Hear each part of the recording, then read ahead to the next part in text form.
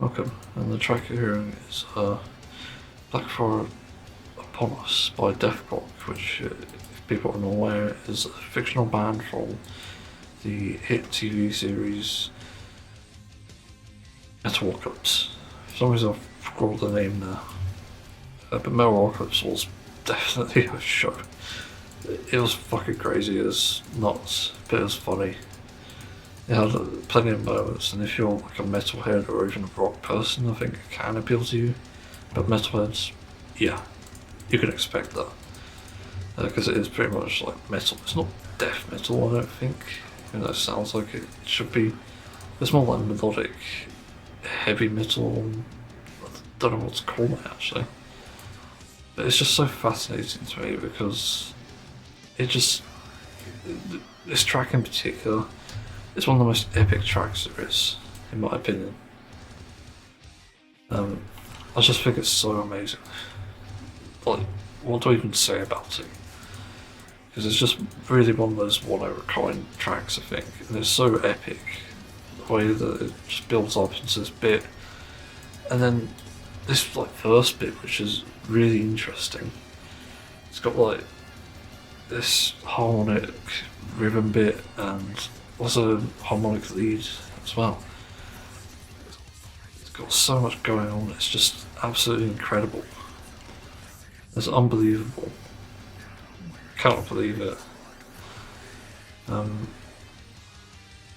Yeah, like, and then it goes into the next bit, like after the melody, I don't know what you call it, verse, chorus. Then it goes into this other bit, verse, I call it, then the vocals, and it's also got some epic bits. And after that, it's got a solo, I believe. Yeah, sort of a mini solo, I wouldn't say it's a full solo. It just sounds so good. And it goes back into this epic bit as well. In my opinion, it's one of the most epic tracks to ever face the earth, because it is epic. It's so different as well, and also the pinch harmonics add a lot of depth. I wouldn't say the lyrics are anything special, I don't think. Just explain the situation. It's got some more bits in it. Yeah. It's mainly just one of those epic tracks. It's a bit different. It's also got a bit of groove metal, I think, if I'm not mistaken. Yeah, I love this track. It's incredible. I recommend Dethklok to anyone. They feel some unique tracks in their catalogue as well. Like, Jesus Christ, there are some different ones there. Anyway, let's move on. Well, something to talk about. It's about YouTube Shorts. It's a fun one. I promise about that. But I think it's worth mentioning because it's actually kind of funny. A while ago, a game released called Where Winds Meet, and honestly, I had the same opinions about this game that I had something like Genshin Impact, which it seems like gacha slop again. Luckily, not power tied to gacha, but in my opinion, it's still problematic because even though it's customization locked, it's still not ideal. I honestly think it could be done better. So I've ended up with that situation where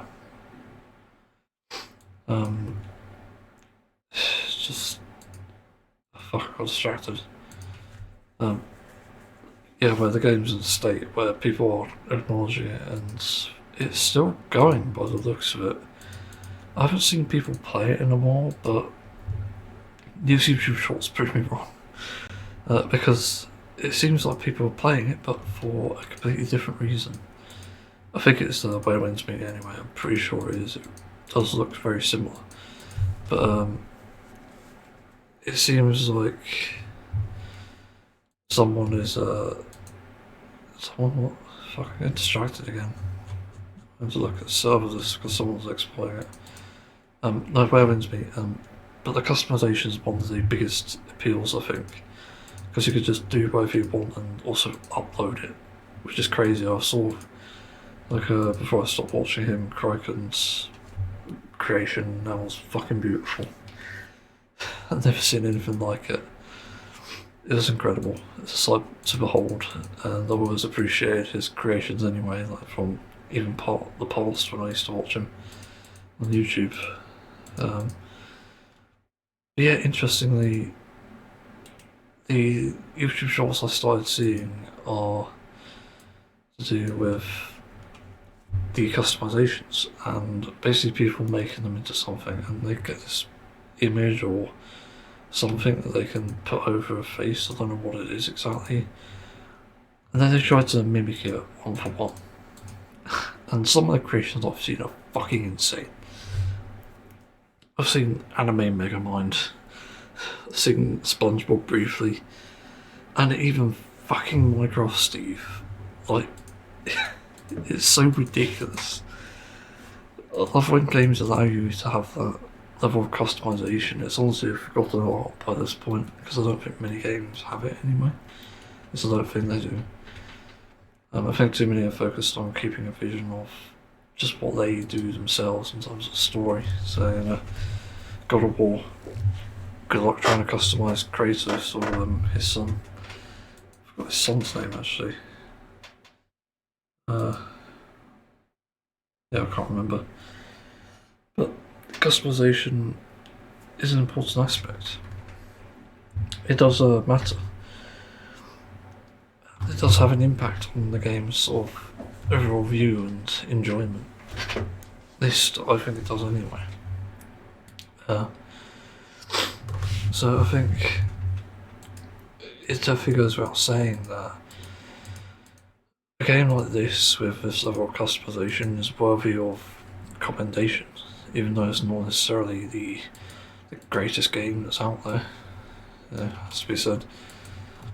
It's still quite noteworthy for that reason, and if they don't intervene in these creations, then even better. Because I think a lot of the problems with how games handle certain things, where it's like player customized and player workshop, for example, it can end up being problematic, because what happens is, you know, you get players who just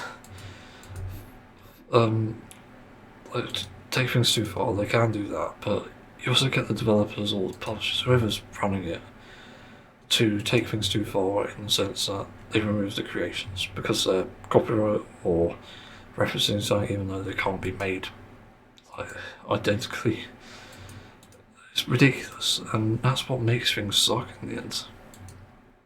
Remember when Valve announced that change to the Garry's Mod Workshop? I think it was Valve, might be wrong.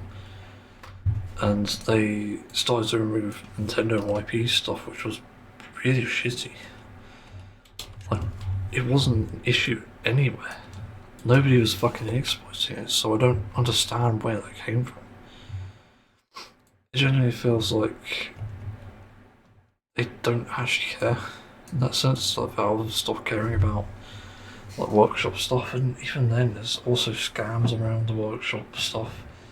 There's even just absolute slop. I remember looking through the TF2 workshop at some point, and I see things every now and then just make me think, why bother? Because some things just didn't make sense, like they didn't work in the setting for TF2 obviously. But it just creates so many problems, and Valve only have themselves to blame for that, because they probably enabled it, but also if they're making things so difficult for people to even get on there to begin with and not explore their freedom, what the fuck are they doing? It baffles me. So, yeah. What do I even add there? It just seems quite obvious that player customization should be left to the players, and also moderation, to an extent, should be left to the players, rather than the fucking company who does it all for this legal bullshit. That's what ruins the fun anyway. It's always legal bullshit, because I don't think anybody wants to prescribe to it, and nobody agrees with it anyway. So, by popular vote, people do not agree with it. They do not agree with the fucking fact that everything is run legally, and it's ruining everything. Just has to be said, it ruins everything. So it gets really tiring in that sense. So yeah. But we're meant to be obviously props for keeping that in, because it's been over a few months since that released, and I'm surprised that, I think it's been a few months, I can't remember. Definitely like early 2026, I'd like to say.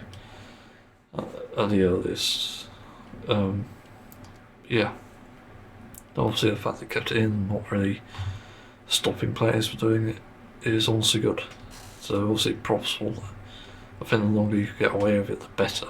Like, stop following the legal fucking bullshit. Seriously. It's honestly my best advice for years of just gaming and pursuing things. Anyway, I think I better move on though, because I've got stuff to do. I'll say that, but got another topic to do next. So yeah. So I just discovered the craziest thing about Final Fantasy again, and it also ties to that age-old issue I've had where information is withheld for some reason, and I don't really understand why. It is frankly very stupid. So, I was doing some research after doing my Shadowbringer's relic weapon. I finished 3 of them. Not gonna do anymore. No point. It's fucking annoying. I can't do anymore. It's a bit better than Hell's Wall, I guess, in a way, but also bad in a way. I just think it's tedious more than anything. It's guaranteed, but it's kind of tedious, has to be said. But yeah, obviously my opinion's based on also how unsinkable it is as well. So whether you can do that, but I'm not talking about that exactly. I'm actually talking about just the fact that there are so many useless sites out there, and even the wiki is kind of useless for showcasing a gallery of weapons and even evil's your collection. Because my biggest issue with a lot of these sites is that they don't have enough, not necessarily info, but just submissions and even sorting. So, well, not necessarily sorting, but adding of things that currently exist. And I was looking for different relic weapons I can equip on Scholar, for example. And after many DuckDuckGo searches, I couldn't find anything. It felt fucking pointless, to the point where I was almost about to give up. Just gonna go through each video for relic weapons and see what I find. And what I ended up doing in the end was actually moderating my, well, actually that came a lot after, but I found a site that showed it. So I was searching for specifically relic weapons and tools. Well, relic weapons, but not really tools. And I found a site in the end called Final Fantasy Armoury, I think it was. I've got a history, Autism Armoury, and this is fucking amazing. Like, it doesn't clutter anything in the interface, which is, I guess, fine in a way, but might not be everyone's sort of cup of tea in that sense. You might want the details, but at the same time, it shows every single fucking weapon that you can get, and it is amazing. For each, like, job is actually fucking organised as well. It's organised by, I think, addition, like when it was added, and it is glorious. It is honestly one of the best sites yet for just customization things in general. It's also got earrings, it's also got wristbands, it's also got gloves and rings. It doesn't have armour, but I don't really have a problem with that because there's already one that does that. It was your collection. But I think what's fascinating about this is that it's the only site that's doing it. Because the Aussie collection doesn't have a filter for weapons, and I don't know if it has a filter for accessories either. But the fascinating thing with Armoury is it is actually doing the things that it isn't doing. Except for the filter, I will add that, but you can filter it by job. And that is honestly incredible. So what I found on there was actually 2 things. I found a Scholar weapon to replace my relic weapon there for Scholar. Basically make it better and make it more interesting. And what's the other thing? Yeah, I found a weapon for machinists, which was actually incredible. I never even knew this existed, and it's one of the best fucking weapons I've ever seen in this game, hands down. I need to find it first. I can't remember what I called it. What it's called, whatever. Where is the damn weapon? There it is. So it's got the. Come on. It's not going to show it, is it? I can't remember. It's like this reddish weapon with a fucking cool ass look to it. It's glowy. It's got a glint as well. It's incredible. I think it's called the Dethklok or something. Let's say, oh there it is, Dethklok's Knife Lock, that's it. But there's different variants of it. It exists elsewhere. But honestly, it's amazing, and I found it through this. I almost got one of the, or tried to get, well not really tried actually, fucking, what was I saying? I was looking at the ultimate weapon, which is a lighter version of this, I think. And I ended up not getting that because I prefer this one. It's red, it's cool. It's got so much detail, and it also just shows you that you don't need to always have a relic weapon. Because I was wondering this, why are the relic weapons and ultimate weapons always like the best ones? And it turns out this crafted thing is like one of the coolest ones there is. So this armory just saved me a lot of fucking time, and probably pain as well.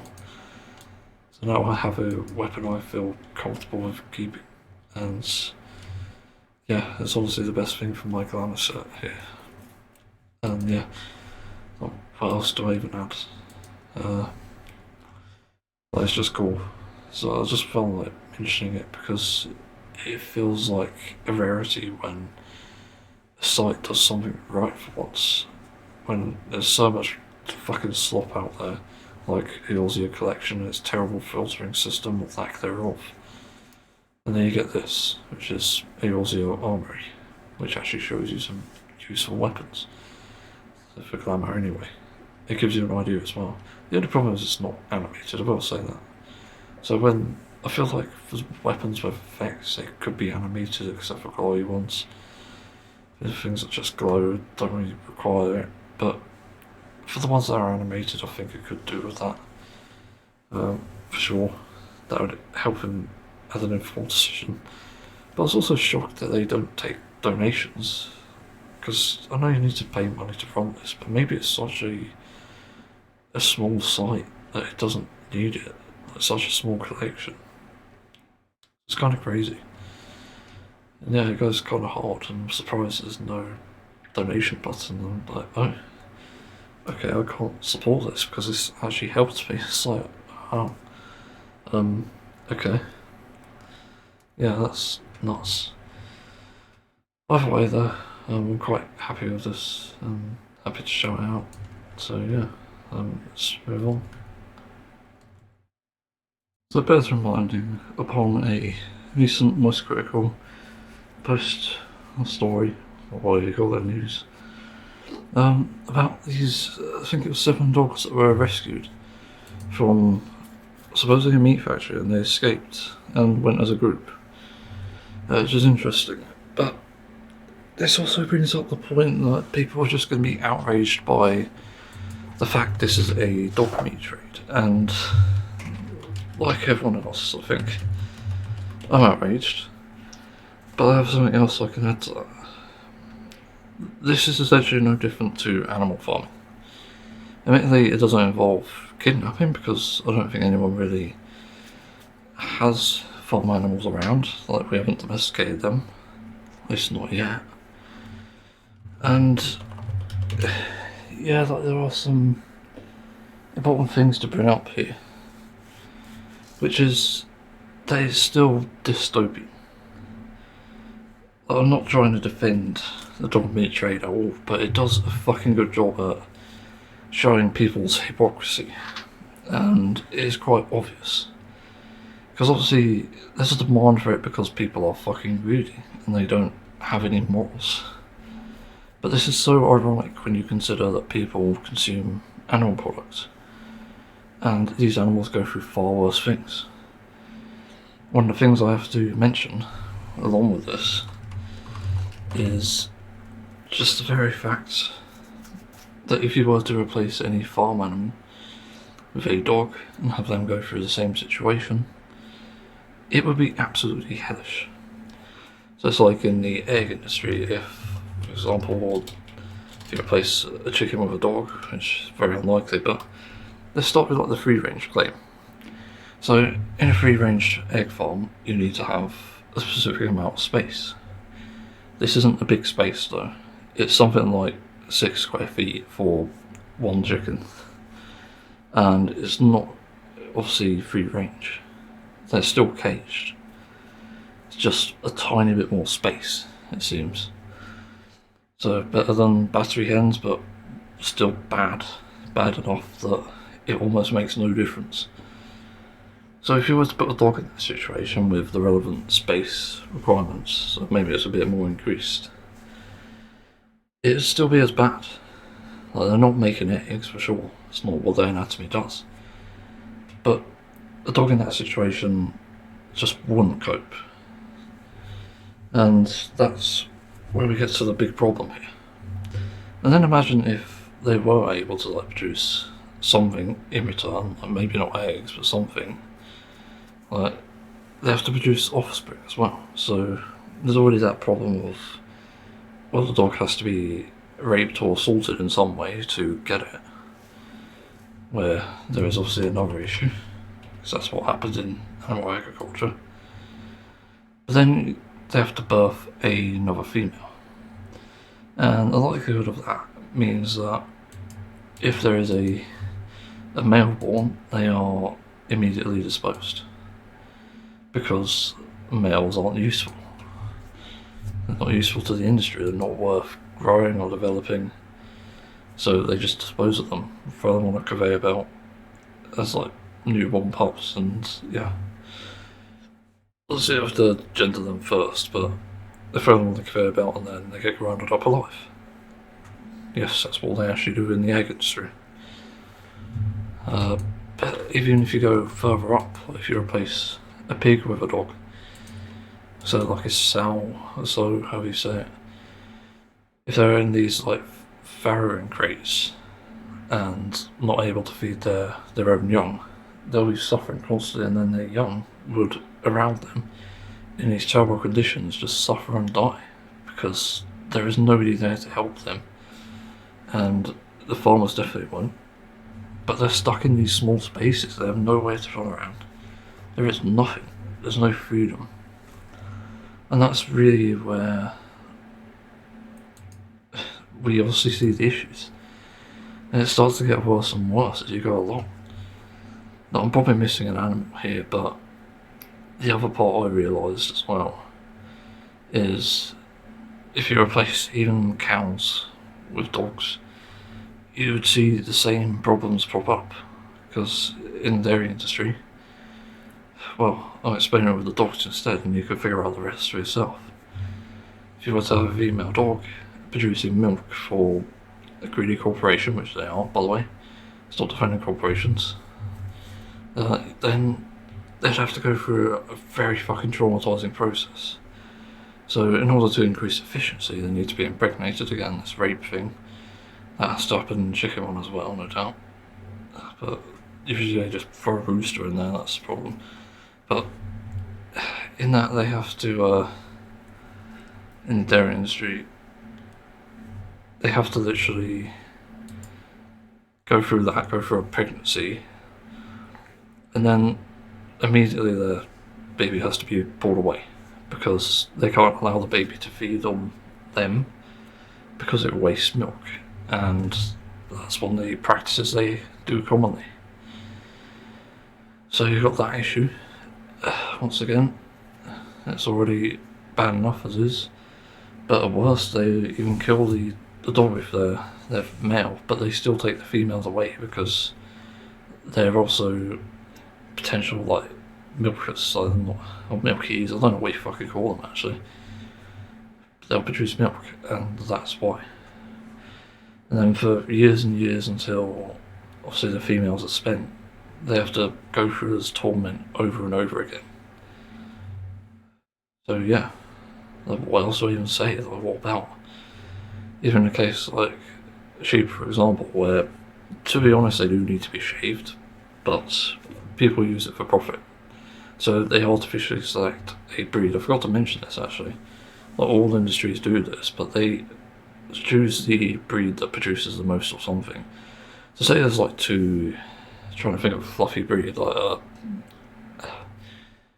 what's that fluffy one? Burmese mountain dog? I'll say Burmese mountain dog. Let's say you've got two of them side by side. One of them has longer fur than the other, and the other has shorter. And they're the same age, same sex, obviously. But obviously these farmers will choose the one with the most fur. Why is that? Because of efficiency and profit. So, in this case, where we have fur-making dogs, who also can take years to grow anyway, unlike sheep, but besides the point, they'd still pick this one fluffier dog, and they'd have them breed multiple, maybe even fucking countless times just to make more of them, and they'll even have it where they breed the same one. So you get the male born from that, who's also got the long fur.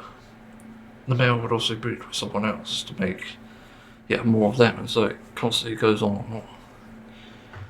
And then you get this situation when they grow so much fur that they even just start to suffer because their efficiency is so high in how they grow it. Their body just can't support it, so they end up suffering as a result. So of course it's completely fucking wrong. It's atrocious and dystopian. And it's unbelievable to me that people can defend this. No matter what the situation is, if you switch places, it is always going to be bad. And I used to use the argument where you would have people in those situations instead. So using a human, and it gets really fucking dark. But when you replace it with dogs or even cats, for example, it's a completely different situation. Because it is identical.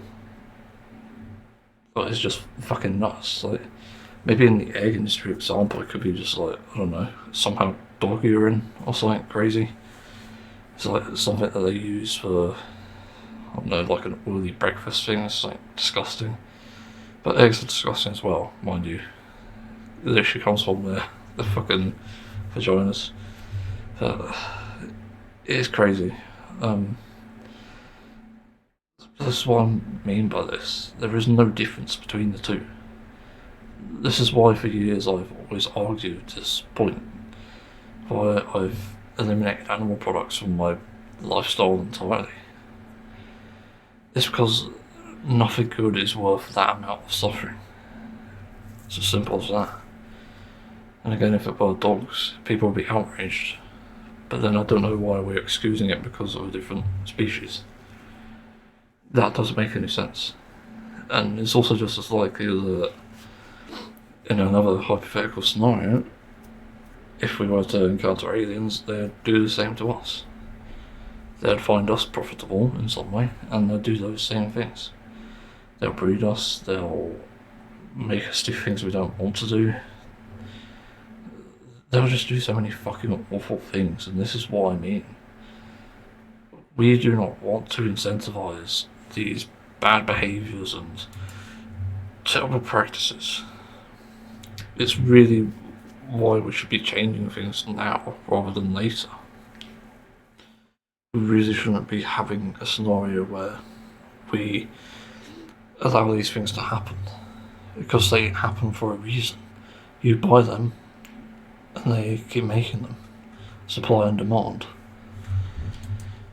I think that's the only way you can potentially stop it. It just frustrates me so much. Like, I don't even know what else to add. I pretty much touched on everything I can.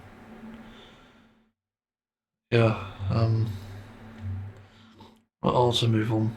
Final Fantasy 14 is down, so I had to wait for that to come back up. Maintenance. I might talk about that actually.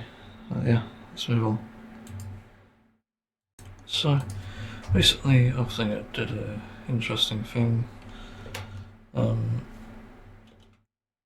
Yeah, he appeared on a talk show site with some politicians off site. I'm not exactly sure where it was. It's Swedish, I think, but he all speaking English, which is interesting. It's great. He posted this to his channel, and I thought it was interesting how a lot of them had some ounce of honesty, but also they weren't entirely honest. But also Ed himself actually did make a sort of mistake and managed to bring it back after, which was answering a question about if you wanted to kill an animal, how would you do it?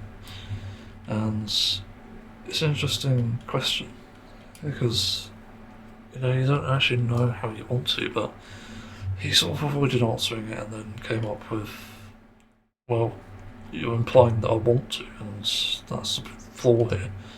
Which, yeah, I can completely see. If I remember it correctly, I might need to check the notes actually. I did write something on this. So let's check that out. Where the notes that they are. Side. So yeah, it said if you want to kill a pig, how would you do it? And he responded by pointing out that it's a want. Yeah, as I said.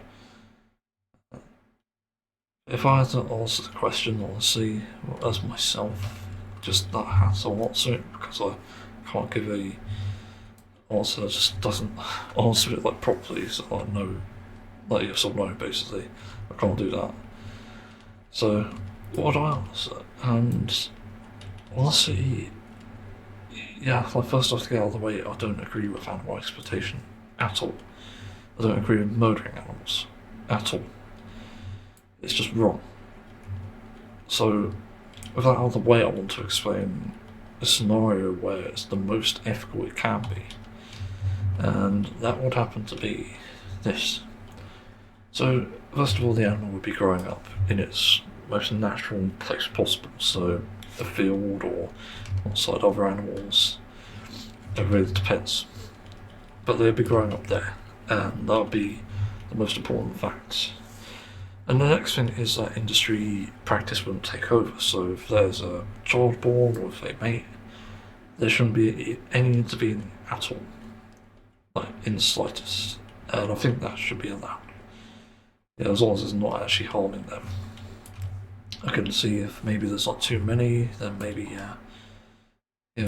might need to deal with that somehow. I'm not sure how exactly.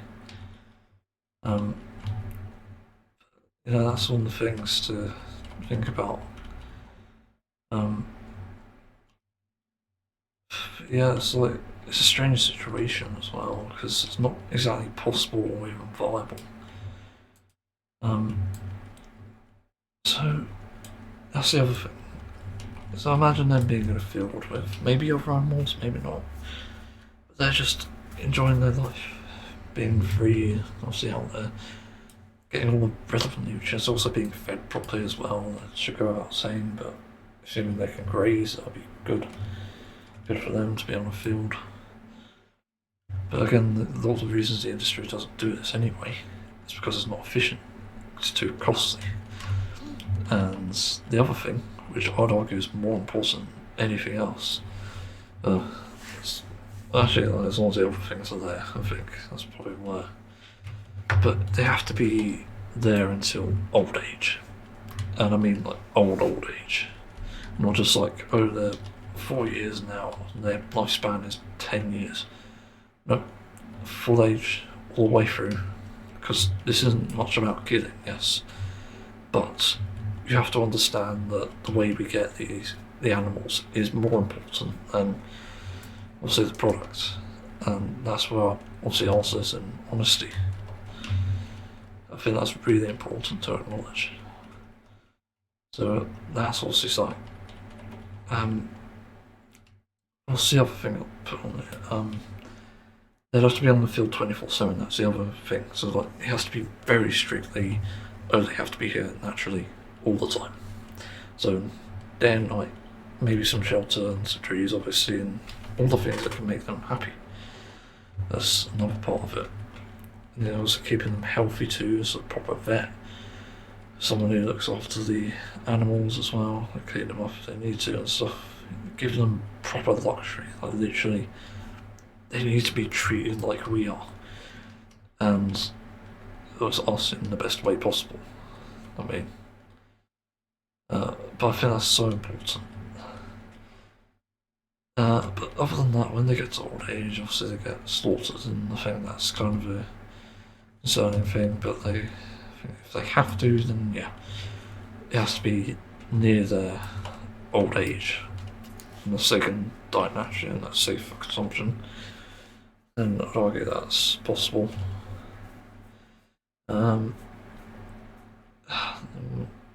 Yeah, and then the other thing, I guess, the final thing, is that they have to be obviously viewed as a being first rather than a product, so no naming, numbering them rather, but name them, sure, go ahead. But you can't number them, because that's essentially putting them down as a product, and that's not what we fucking want. That's exactly the problem with this industry. So yeah, you don't want that. Then that's about it in terms of like getting to the point of killing. So obviously the fact that they're living a good life is the most important part in all this. And then we get to the slaughter method, which is going to be contentious because there isn't a good way to slaughter them. Because obviously if we put them to sleep, they can't be essentially used for a product, which is a massive fucking problem, because that would be the ideal way. Like, oh yeah, they live their best life and then they get put down to sleep calmly and peacefully without ever really knowing it's there. But as you know, that's not very possible, and also we can't eat it, so I was just wasting my time in this game for some reason. It's weird. Anyway, yeah, let's get distracted there. It's just an annoying thing that happens. So what else? I think when you slaughter them, obviously it has to be the least painful method, the quickest and least painful. That's obviously the way to go. With enough, no non-vegan has ever justified that, has ever said that, which is so weird to me, because if you truly understood this, and you truly had the animal's best interests at heart, you would look at the fastest and quickest, most painless way to do it. But no, it's always the fucking vegans who find it first. I mean, I'm not, but maybe I'm the first non-vegan to. Fuck me. It's so dumb. It shows how little people actually think about this and how many excuses they try to find to justify consuming animal products. It's so fucking weird.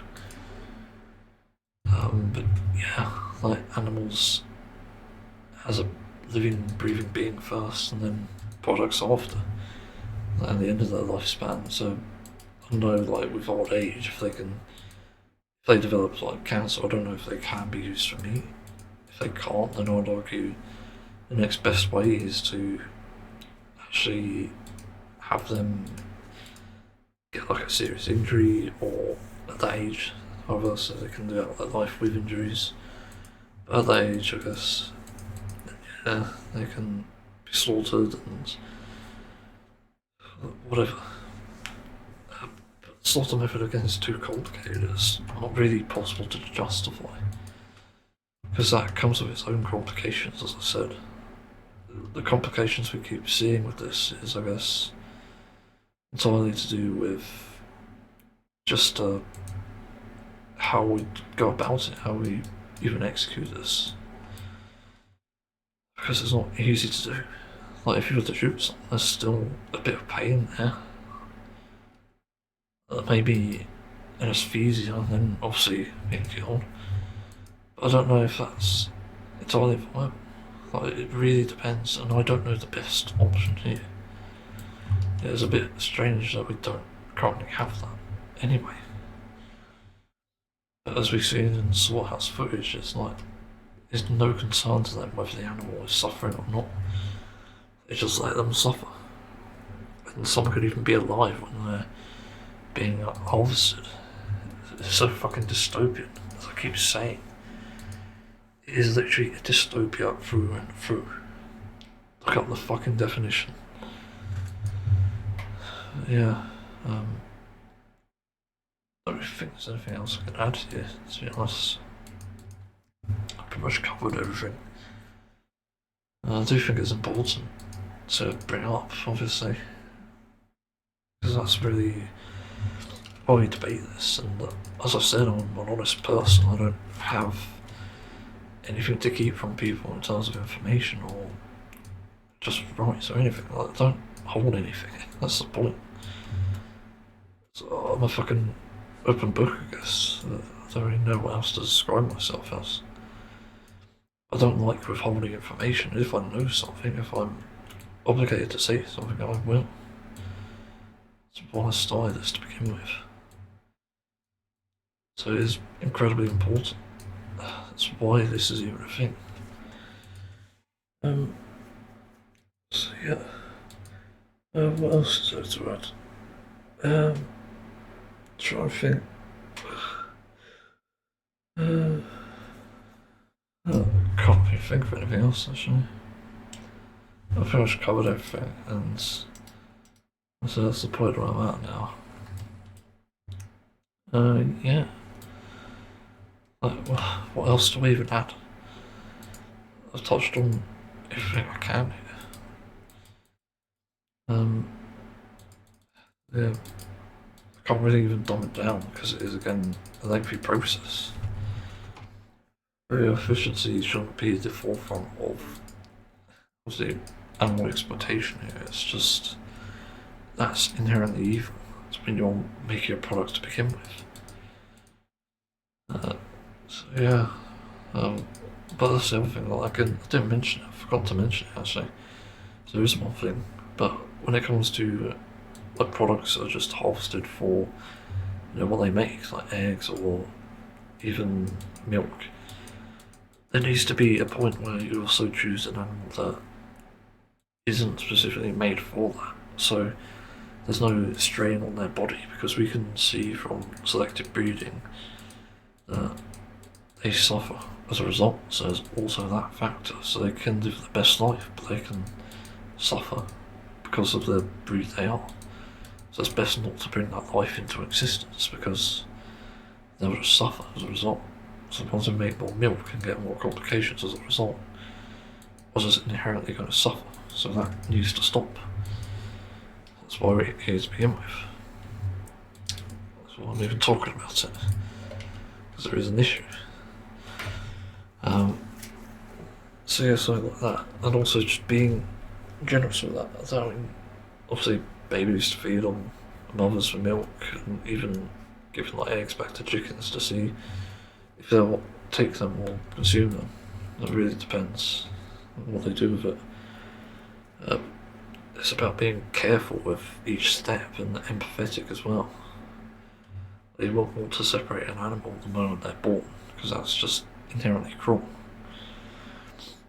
That's why it's important to take note of these things. So yeah, I don't even know what to add. But anyway, a bit of it all, I got stuff to do, so yeah, that's about it. It's something I've been thinking about. It's just kind of interesting as it came to mind. Am I justified in being lazy now in Final Fantasy XIV? We're talking about, of course, just facts and bits about, well, just the way the game works, and also just the amount of bullshit it has as well. I think about it because I'm curious about, obviously, where I am and how much I've actually done to benefit the community and stuff. You know, I'm thinking about the aspect of me doing multiple relic grinds in Eureka and well, that a normal posture to an extent, but a posture, not necessarily posture anyway, because there ain't really much in posture. It's very weird, and this fucking dungeon is scuffed. There's no dodging that shit. It's a bit stupid to have two mechanics at once, especially one that requires moving into things. It's just dumb. Anyway.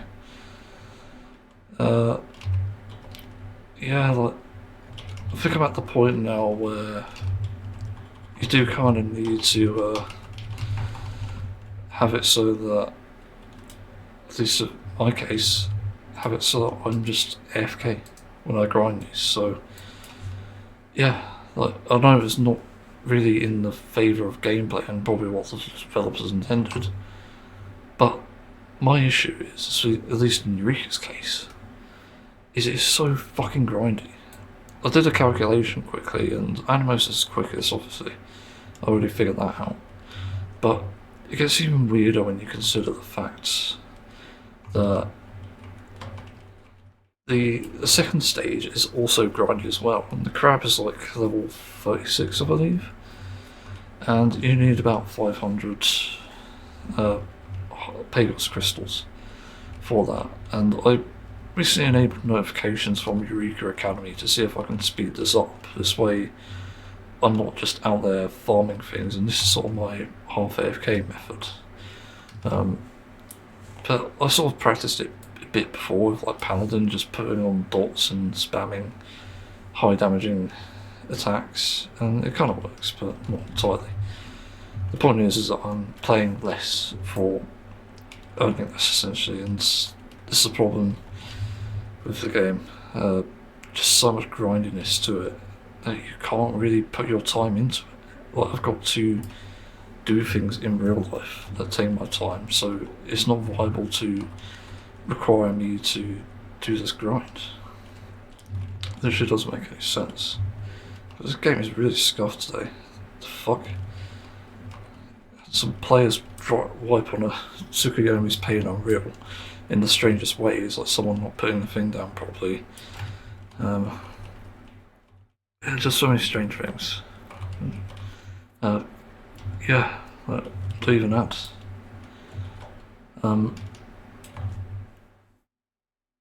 Because it does genuinely seem like the game is designed for you to just feel like you need to call it quits here and there. And this is my point, really. Because I wanted to get a fourth weapon for Eureka. I'm realising that I don't have the time for this. I've got things to do. I've got my life to live as well. So I'm not going to put the time in to do it. I'm not put the effort in. It just doesn't work. And for me, that's like the biggest kicker. There's literally no point. So this made me lead to this resolution here. Basically, by not putting the effort in, I'm just going to sit in the relevant ports and just wait until the fates spawn. You know, it literally doesn't matter. And I'll let others do the job. And then you think about my justification for this, which is, guess what? I've already done it. I've done a lot of it, and I've grinded 3 weapons worth, which also equates to about 3 other players' weapons worth, potentially, maybe a bit less, because obviously, like, the times that people are online, but that's my justification. I've been there, I've done that.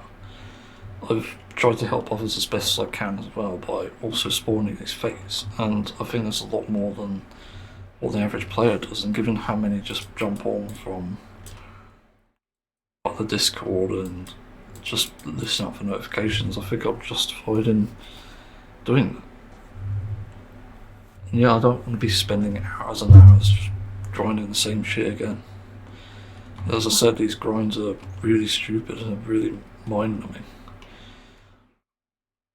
And that's why I just don't want to put in the effort for this, because it is not worth it at all. Literally, it's just so fucking dumb. But there needs to be a better solution, in my opinion. So that's where I'm at with this, I guess. Like, what else is there to even add here? I can't think. My throat's itchy for some reason, it's not good. But yeah. So yeah, that's my tactic now. I think I'm not really going to do anything unless someone invites me to a group, then I might help. But even then I'm not sure. Because it's kind of mind-numbing, as I said. And I might just do the tactic that I did before, just Paladin, Dot, and that's it. I'll see how everything goes.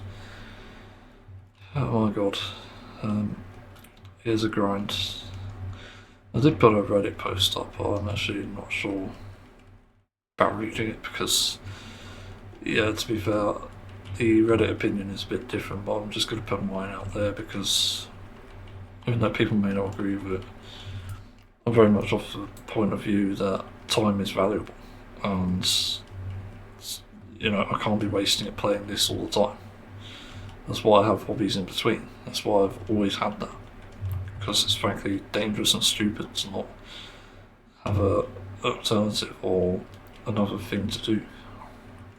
Because you just end up mind-numbingly toxic and just uninspired in life.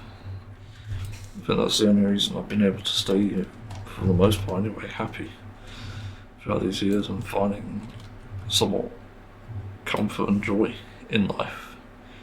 It's thanks to branching out into these hobbies and these interests, so that I can focus on these and have these as a way to pass the time when games would otherwise be sort of rotting my brain in a way. Not entirely, but you think you get what I mean. It's like it's not my livelihood. I don't really have an issue if it is someone's livelihood, but at the same time, I think there are better things to do in life. It reminds me of the story about that guy who got like a top 500 ranks in every game possible, I think. I can't remember what games they were. It was like multiple. It's like League of Legends top 500, Overwatch top 500. It's kind of insane to think about. And yeah, I probably would be able to do that, technically speaking, but I just don't think it's worth my time. Props for doing it, I guess, but as long as it wasn't toxic, apparently he streamed the entire thing. So that's an interesting aspect. But I do really feel like there's more to life than that. Genuinely, it's kind of concerning that people put their livelihoods into these games.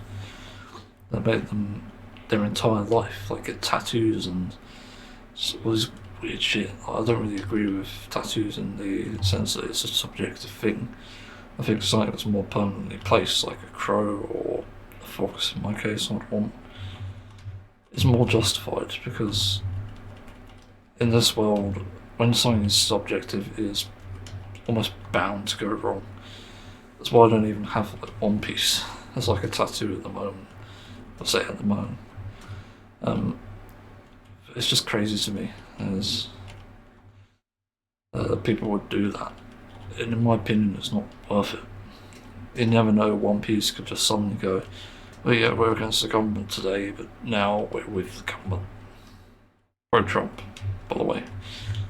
It's literally how wrong it could go. And that would suck. That'd be devastating as well, given how sort of anti-government that game is. Series. I want to talk about it. Does have games, actually. So it's super interesting, but again, it's what I'm talking about.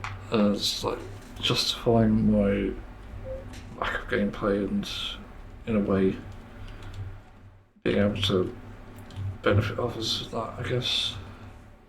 But I've already done by benefiting of others, so that's my justification again.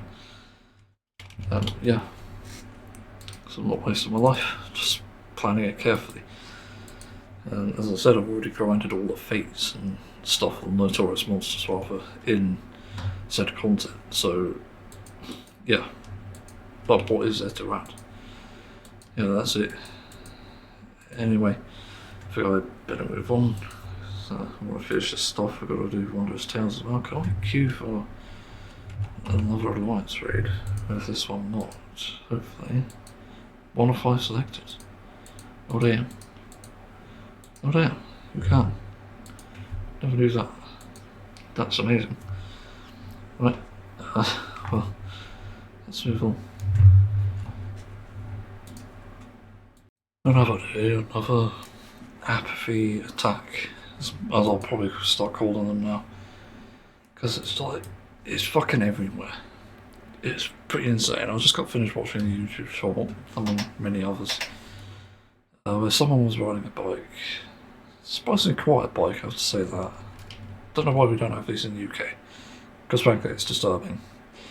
But the thing with this short is someone pretending to be Santa Claus, is it? I don't know what the fuck that was about. But he somehow come across a purposeful accident. It's so weird. I'm not sure if it is purposeful, that's the crazy thing. But something happened anyway, and this lady pedestrian gets hit by a car. It seems very minor, which is good, because frankly it could have been a lot worse.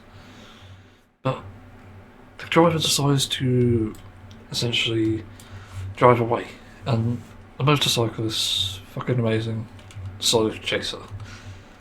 Well, that's using your power for good there. But where the apathy really sets in, it's just the way that she drives away as if nothing happens. It's just like, the thought going through her head is like, oh, can't go to prison. But it's almost implying that she's also done other things wrong there. You wouldn't have a reason to run. It just seemed like a very honest accident. And that's it. There isn't really anything more. At worst, it could have been with intent, but again, that's not to be decided there and then. It's to be decided later. Yeah, I frankly find it very strange. It's a weird scenario. Isn't quite justified, obviously, given what I just saw. But yeah, it sucks. What is there to add to that? I'm trying to think. That's one of these situations, I guess. But yeah, apathy, it very much exists there, and given that I've sort of been somewhere in the past, not really comfortable saying what it is, I do know that you do get, oh, what's the fucking term? Something about guilt, but I can't remember what it's actually called. But it does creep up on you. It's like guilty conscience. That's it. Guilty conscience, and that does creep up on you, believe it or not. A lot of people don't know if it exists or don't even believe it, but it really does. It really fucks you up as well, because depending on what you've done, it can be really something else. It can even be severe, as is my case. And given that I have hyper empathy anyway, it already adds so much that it puts more weight on my shoulders than there already was. So that creates issues as well. Yeah, again, severe apathy by the looks of it. Someone literally thought they could get away with this and just drive away free. Obviously, you can't always do that. In this case, it would have been easier just to fucking pull over. Just to pull over, show some empathy, help the victim. That'd be as honest as possible as well, so that police can actually put their attention on cases that fucking matter. So, you've always got that. Yeah, it just doesn't make sense. You know, I think even in another sort of situation, if I was with someone who obviously committed an accident or did something wrong, I wouldn't be like, step on it. Because they should be fucking asking them to stop, and if they don't stop, I'd fucking force them to. Like, the fuck are you doing? It's actually insane to me. And I have to be honest about things as well, because even if there's a case where, I don't know, like, I've thought about this a few times as well, but if you hit some sort of car or something, and maybe it's like on purpose, or maybe it's like not your fault, maybe it's just like a mistake. I wouldn't even try to fucking cover it up. It's just no point. It doesn't help anyone, and even then it just makes the story less believable, I think. In today's world, depending on the type of person you're doing that to, it's like the last thing they fucking need. So it can end up being sort of dangerous in that sense. Yeah, I don't know what to add here. I pretty much covered it all as far as I know. It's quite a brief on topic 2, rather. I do think it's kind of sad as well that there is so much apathy in the world. You know, if you think about it, if someone had done this to a kid, which very well could have been actually, that's quite a short person they've got here. Not kid short, but short. It would have been far worse, and that I think is arguably inexcusable. I think people who confess obviously shouldn't be as severely punished, at least in these cases where it's like an accident, possibly an accident. It's like contrary to something that's even more severe, like going to a more drastic part, but something like the Epstein case, where it's obvious that this can't be an accident. It could be argued it is like instinctive, because that's what paedophilia can often be an extension of if you've actually researched it.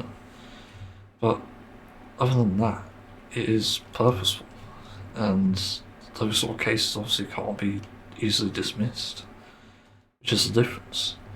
It's like causing harm on purpose and then causing harm by accident. You see the distinct difference between the two. Even then, you have to be safe as well. It really depends on what witnesses say and whoever's involved, if anyone. Yeah, that was pretty much the gist of it, so I'll move on. So, you know that feeling when you just have like a reverberation from a bit of pain you had? Well, it just happened to me emotionally. This time it happened with a Pokemon screenshot, which I didn't expect to see. It's a very small sort of post. It was a small post, basically. That's what I'm trying to say. I don't know why I'm so sad about it.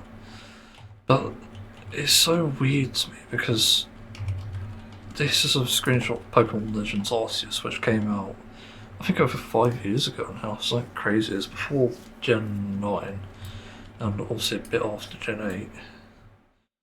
I don't know where that came from exactly, so it's a bit weird in that sense. But it feels like it's like it's so bad to look at. That's the thing with this screenshot. It's bad enough as is, but it's bad enough to fucking look at, and that really says something. You know, no screenshot of a game should be that bad to look at, because it's not even a problem with like the angle of the screenshot or anything. It just reveals every fucking problem with that game and its graphics. And yeah, that's what I meant by emotional pain. It's fucking ridiculous how bad it looks, and this is what I mean by it's embarrassing to be seen playing these games. Which is why I have the idea of telling people not to play them at all. It's dangerous, because it just leads people to thinking, oh, you're playing that, it looks like a fucking crap game, and it is. It looks like a crap game. There's no avoiding that. It's just really silly. Like, holy crap. And one of the things I thought of when looking at it was, well, this just looks like one of those crappy Steam games that releases, but it's like worse than an asset flip. Which is just objectively true. It's why I say there's so much emotional pain tied to this. It's a game that we wanted to have do well. It's different from what the genre was doing. And, you know, they just failed spectacularly because they failed to execute it properly. Like, it's just ridiculously painful. So yeah, like holy fuck. What do I even add? It's just embarrassing to be seen with, and that's why I don't really want to play it, even if I got it on something that isn't a Switch. Just saying, because I don't know what I'd do if I was fucking caught with that game there. So what are you playing? Is that a Nintendo 64 game or something? No. But how the fuck do you even explain it? It's so fucking embarrassing. This is why I don't want to be seen with those games. I look at it like Giratina, for example. It's just a fucking worm with barely any polygons, with cones on the side. It's like a transformed Giratina, but Jesus Christ. It's unbelievably bad. And then you look at some of the others, and it's the same thing. The Dialga has low textures and low polys as well. This special Dialga, I don't even know what the fuck it is. It's just embarrassing. I don't know what they were thinking with this. It's absolutely crazy. So yeah, like I look at it still and I think, yeah, I don't want to touch this. I don't want to look at it. That's not me just being unsatisfied with how games appear and play. In fact, if it was made by a smaller studio and they have limited resources, I'd get it. Like, yeah, I'd still criticise it, but it'd be more playable. But the fact this is a multi-billion-dollar industry and no sense of art direction anymore, it seems, because they even changed that in Gen whatever it is now, 9. They just don't know what they're fucking doing. And that's the other embarrassment here. It's like the other mark of shame. It's the fact that they're just half-arsing everything, and their art style is so busted that they don't even try anything new. It's just really bad. Like, oh god. It's just, I don't get it. But anyway. Yeah, I don't know what to add here. As I said, it's just terrible. So yeah, don't play this game still. It's an embarrassment. Seriously. Anyway, let's move on. Talk about this whilst it's fresh in my memory, but talking about soundtracks and how they support the things that we watch or play, whatever it is. One of the things I realised watching the Pokemon anime is that they have specific soundtracks, and they're done in a way that I think is really clever. A strangely very clever way. I don't know how to describe it exactly. But for me, it's to do with how they managed to mesh it together. Because the soundtrack in the Pokemon anime is amazing. At least for the early stuff. I'm not sure about the later stuff. I haven't really noticed it, to be fair. But the older stuff, like Gen 1 to Gen 4, I believe, that's when they sort of stopped it. I don't remember in Gen 5. But it's also really good, and they have these specific parts that are designed for starting and finishing. So you literally have this epic sort of music, and it's really fascinating. But yeah, it's kind of crazy, but the thing I noticed about it is they have the soundtrack bit, and then they have a bit to end it, so it's like a transition out in a way. It's like a few little chords or synth bits, like a climb or a descend, and it's genius. Honestly, if I was making a show, I'd actually make that a thing. Like, it'd be really cool in a way. Yeah, I think that is honestly one of the coolest parts about all those shows, and even something like South Park and The Simpsons had something similar. They have these little sort of musical numbers that play in between, and they add to it to an extent. I mean, I think The Simpsons had the best ones for those, but yeah, I'm a bit biased because Simpsons is great. Can't remember if One Piece had anything like that, actually, now I think about it. But it's very interesting. I'm fascinated by it. So that transition bit is just... it's cool. I don't really have any other way to describe it. It's just interesting in its own way, and it's a special thing. But yeah, like I keep sort of thinking about it, and it is true that it's actually pretty damn cool. Yeah, what else do I even add? It is kind of nuts in that way. What else is there? I don't know, I think that's about it really, because it's just a little mention. But holy crap, I do love that aspect. It's a really cool way to mesh it together, as I said. To put two things together. Yeah, anyway, felt like sharing that, because in the day and age of AI, they're not going to get that right. That's for sure. They're not going to fucking get that feel. So yeah. So I wanted to address this about something interesting but annoying. Yeah, I don't know what to say exactly. But yeah, this is a comment I keep saying. I got reminded of it with the recent Reddit post I made, unfortunately, where it essentially gained some traction about, well, it's existing in a way. It's just usual Reddit behaviour, it seems, and it's fucking annoying. I have to admit, it is extremely frustrating. Like the post I made about relic weapons, and I've got to admit there is a thing that I sort of agree with, which is that not everything has to be the same and be like everything else, but like one of the things I mentioned is my mental health, and I think this is an important factor in my decision making and rating of that, and also why I decided to go with like 3 relic weapons as opposed to, say, all of them. And it is obviously for very good reasons. It's like time management and just the fact that it's grindy as hell.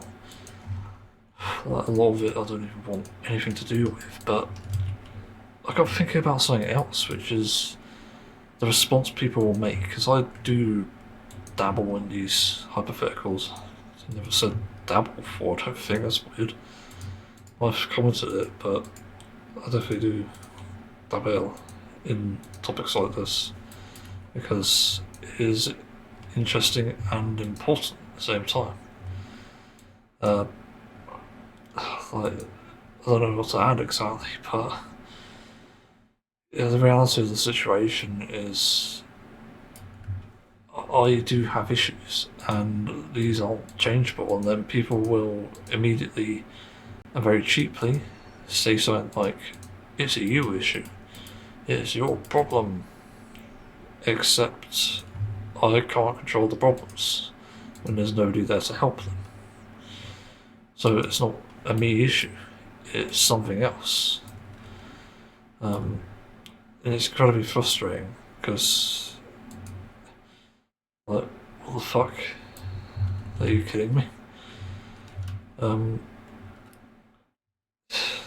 Yeah, like, what do I even say here?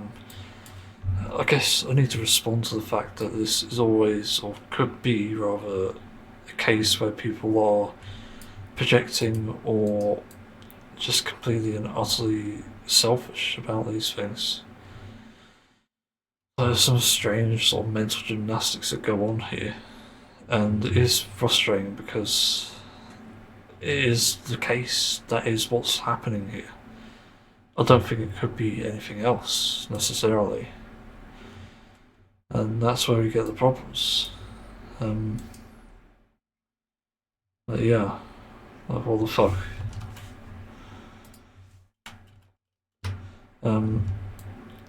It literally can be a response, and that's what I find is an issue.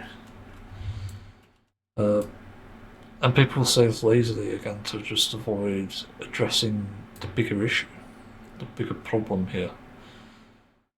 So again, it's extremely lazy, And they'll say this about things like my mental health or just gaming in general. It literally is just coming down to that. That's why people do it. That's why it's even mentioned. I'm so fucking sick and tired of it, to be honest. It feels extremely unnecessary and painful. I genuinely do not understand this shit. It's like, yeah, I've got these issues, but at the same time, what do you expect me to do when there's no help? So don't take this as me being defensive, or it's actually the offensive. It's the other way around. Because I've thought this through a lot, and is it really a me issue? Yeah, everything is fundamentally like it is a you issue as well. So if we're talking about these, not sure if it's a nomenclature, could be a wrong term here. But if we're especially talking about mental health, our opinions, our traumas, or things on this, like there's just many hurdles in this, then we also need to point out the you problems as well. So it goes both ways. Otherwise this is just point scoring through and through. Blatantly lazy and annoying and just pointless. But what else do you want me to say?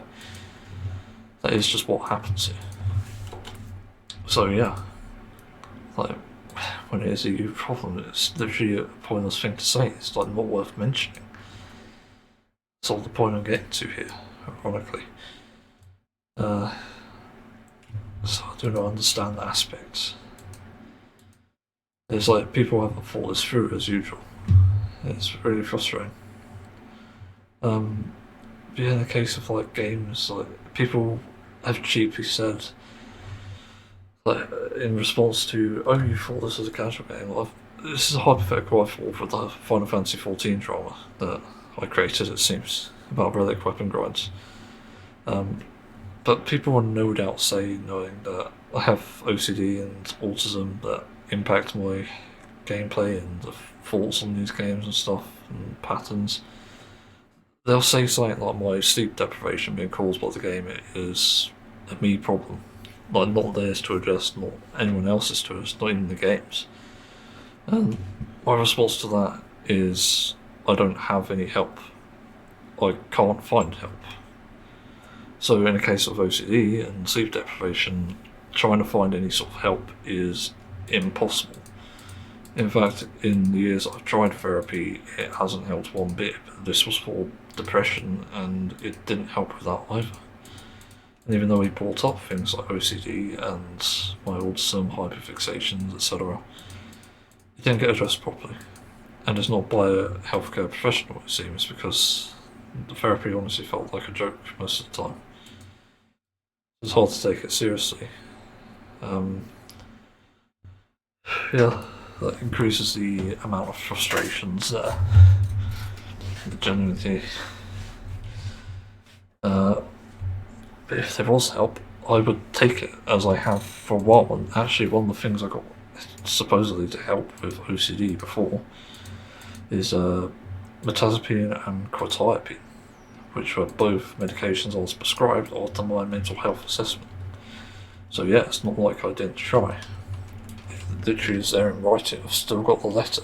I don't throw away letters, to be honest, unless it's something fucking useless or I don't want anything to do with, or it's a scam. And to be honest, I think some of the ones I get are scams at this point. But that's the point. It is insanely sort of frustrating because people don't understand this. I have been there. I have tried to address it. What's so hard to understand about that? Apparently everything is hard to understand about that because nobody has had that fucking thought. It's just incredibly dumb. Yeah, I don't get it, in all honesty. So what else is there? Well, yeah, I have addressed it, and I tried therapy again. I tried another one. I've already been through this before, but basically what it dumbed down to was it wasn't actually therapy for all my issues. It wasn't therapy for my autism, rather. So what ended up happening was nothing happened. I got there, so it wasn't for autism. They phoned up to complain that I wasn't actually going to the sessions online, even though there weren't any. And I said, you know what, fuck this, I'm not dealing with it. There's no dealing with it, because that's the problem here. So it's just very strange circumstance and scenarios, to be honest. I do not understand the logic there. It just really frustrates me. I wanted help, I tried to get help, and even for something like this, like, how do I do it? Do I just go to the doctor and say, my game is making me sleep deprived and making me play for long nights and not take breaks? Yeah, about that. Are they game specialists with mental health backgrounds? No. And in the UK's case, GPs? No. They're called general practitioners for a reason. Oh, I've got a cough in a sec, fuck's sake. Hang on, pause. So yeah, GPs are general practitioners, which means they're not actually doctors. So there's no way that they would actually help in this situation. You can see the issue. Because they're not actually doctors, they can't actually help with my issue. It's just frankly bizarre. Holy cow, it spawns. Yeah.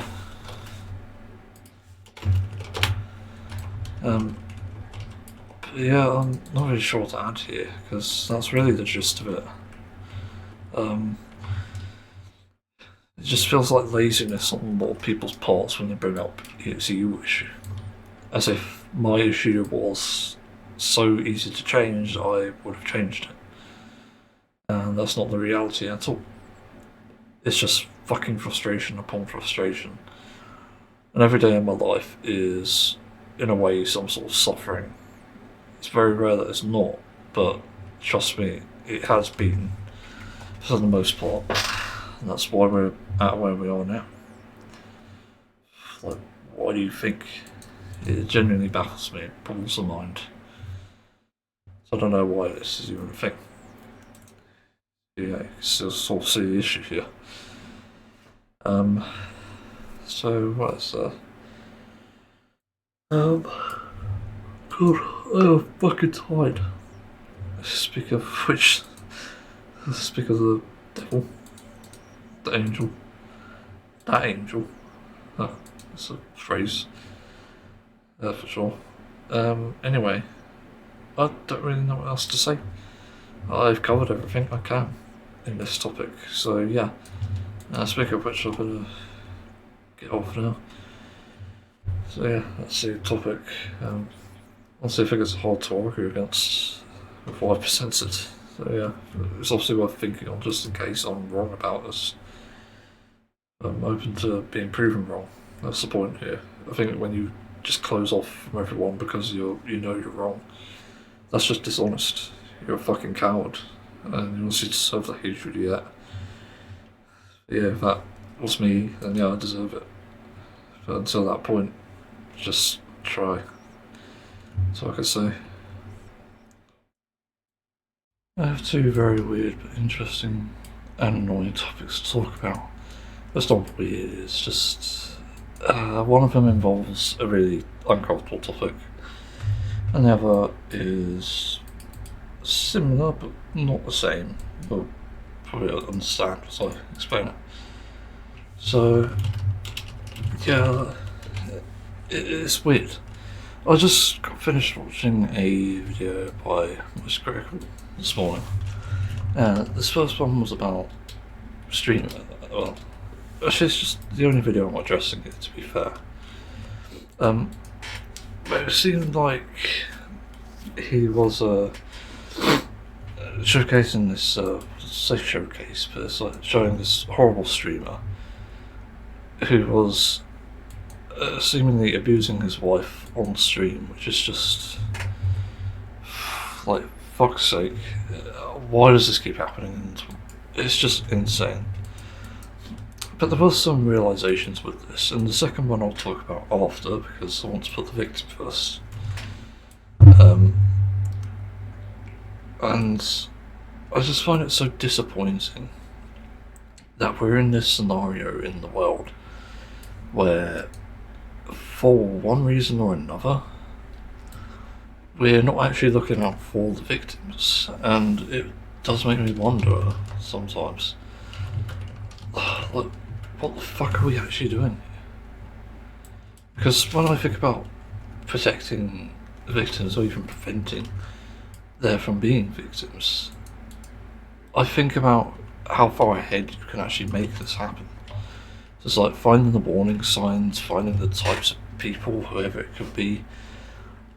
It's actually warning them and also warning like other people about them, so it's like a flag, I guess, in that sense. But I think about this a lot, and it's difficult in a way, but at the same time, I don't think it's that difficult. Because the thing I'm thinking of, like, this guy just hit his wife on the street, who's pregnant, and I really don't like this, obviously. It's fucking horrible. I feel terrible for her. It's literally one of the worst things you could go for, I think. Especially if you're pregnant. You just had well, supposedly are having a baby with this person who supposedly is there to, I don't know, like protect you or even be like a father to this child. And it's just horrible.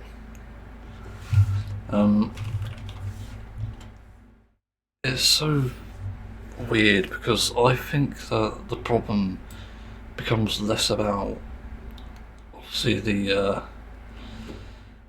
person who's doing this and more about the person who's dating them. And I hate doing this because it is literally victim blaming. A lot of people misuse that, but it literally is that. And these patterns are always the same. It's the same fucking people every single time.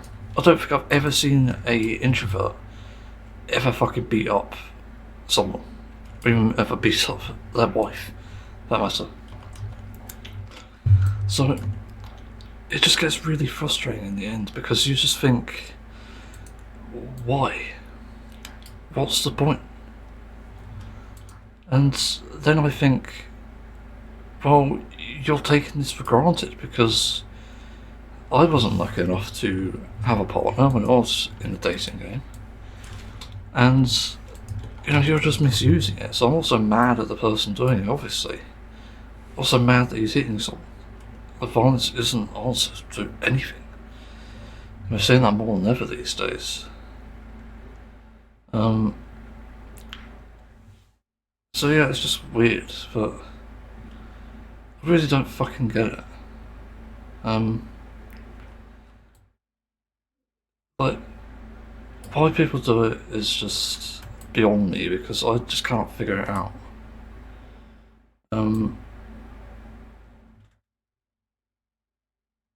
Like, yeah, I don't really understand it, to be honest.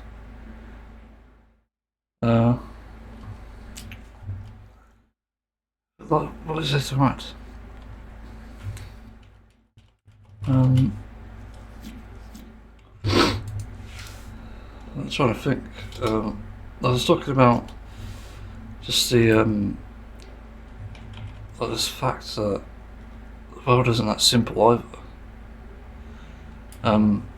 Because the other issue is that you get people enabling it, and this is the other thing. Is why I say it's sort of victim blaming, but a victim can also be a problem. It can be a perpetrator or perpetuator in this case, as I call them, and very much in this case is a perpetuator. And I feel that is true because in this scenario, literally, it's the same patterns I've seen before. Again, it's an overconfident person with obvious issues here. Like, maybe some of them I'll address in the next thing, but they're quite obvious that they're there. And you can even just see it from a mile away from just how he naturally acts. And, you know, anger issues being one of them, and I'll explain that again in the next thing.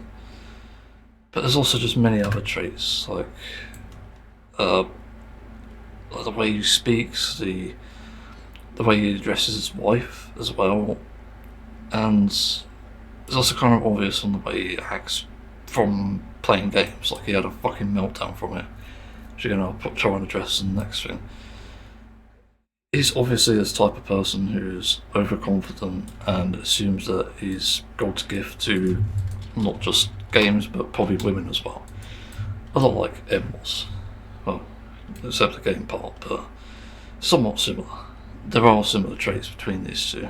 I fucking hate bringing up M, but yeah, unfortunately it's the case. So yeah, what was it add?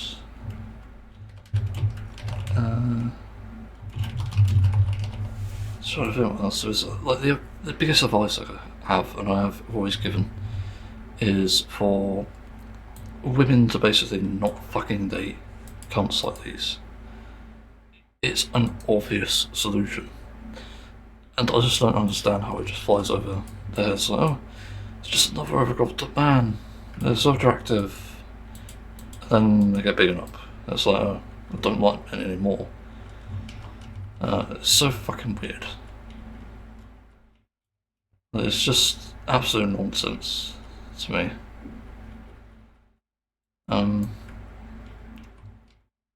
Yeah. What do I even add?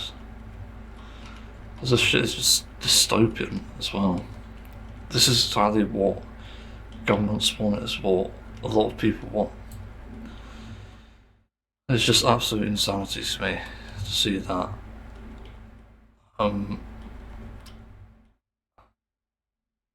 But yeah, I don't even know what to add really.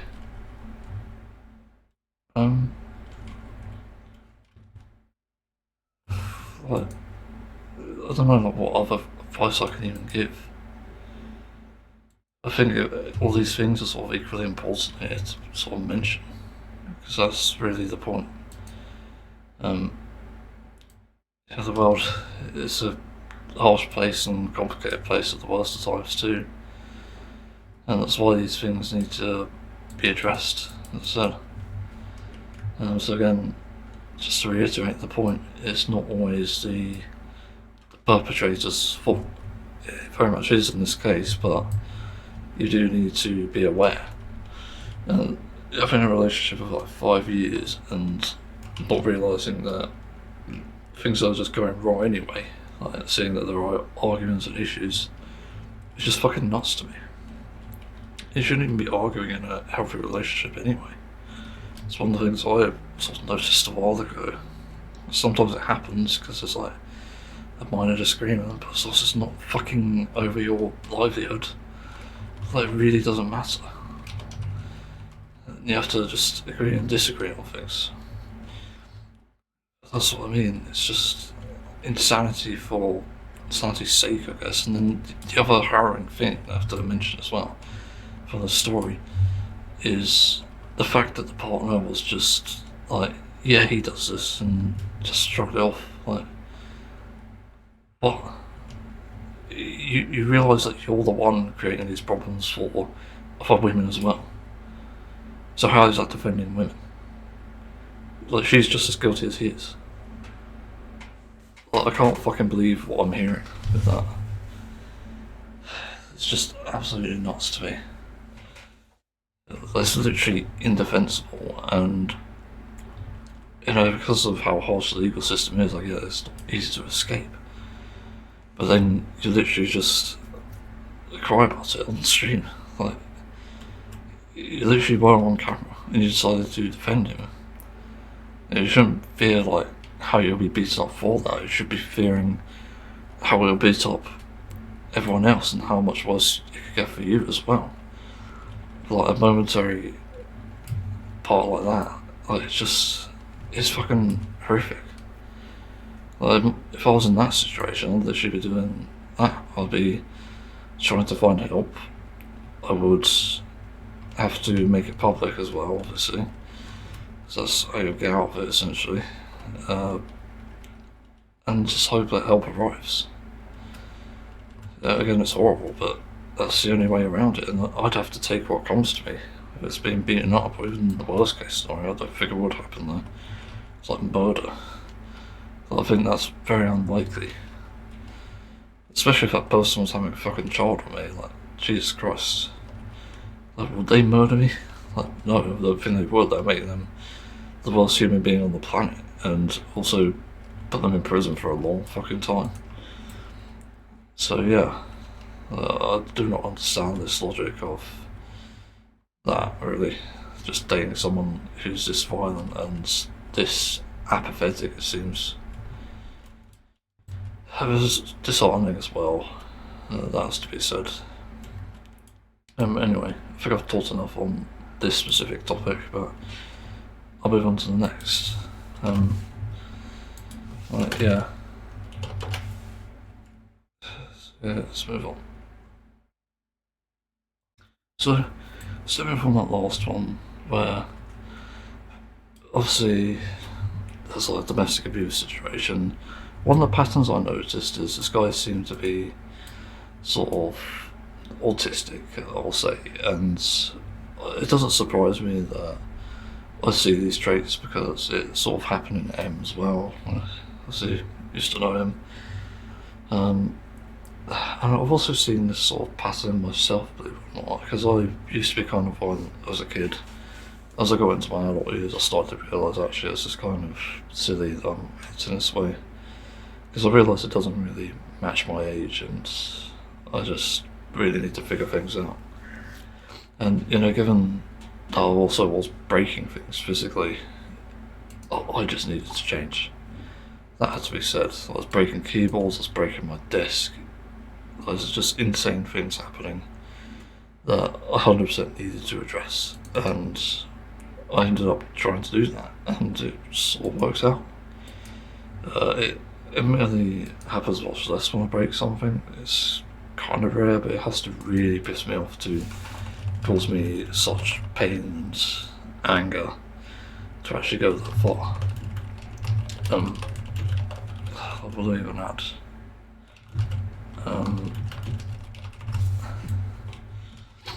I was trying to think.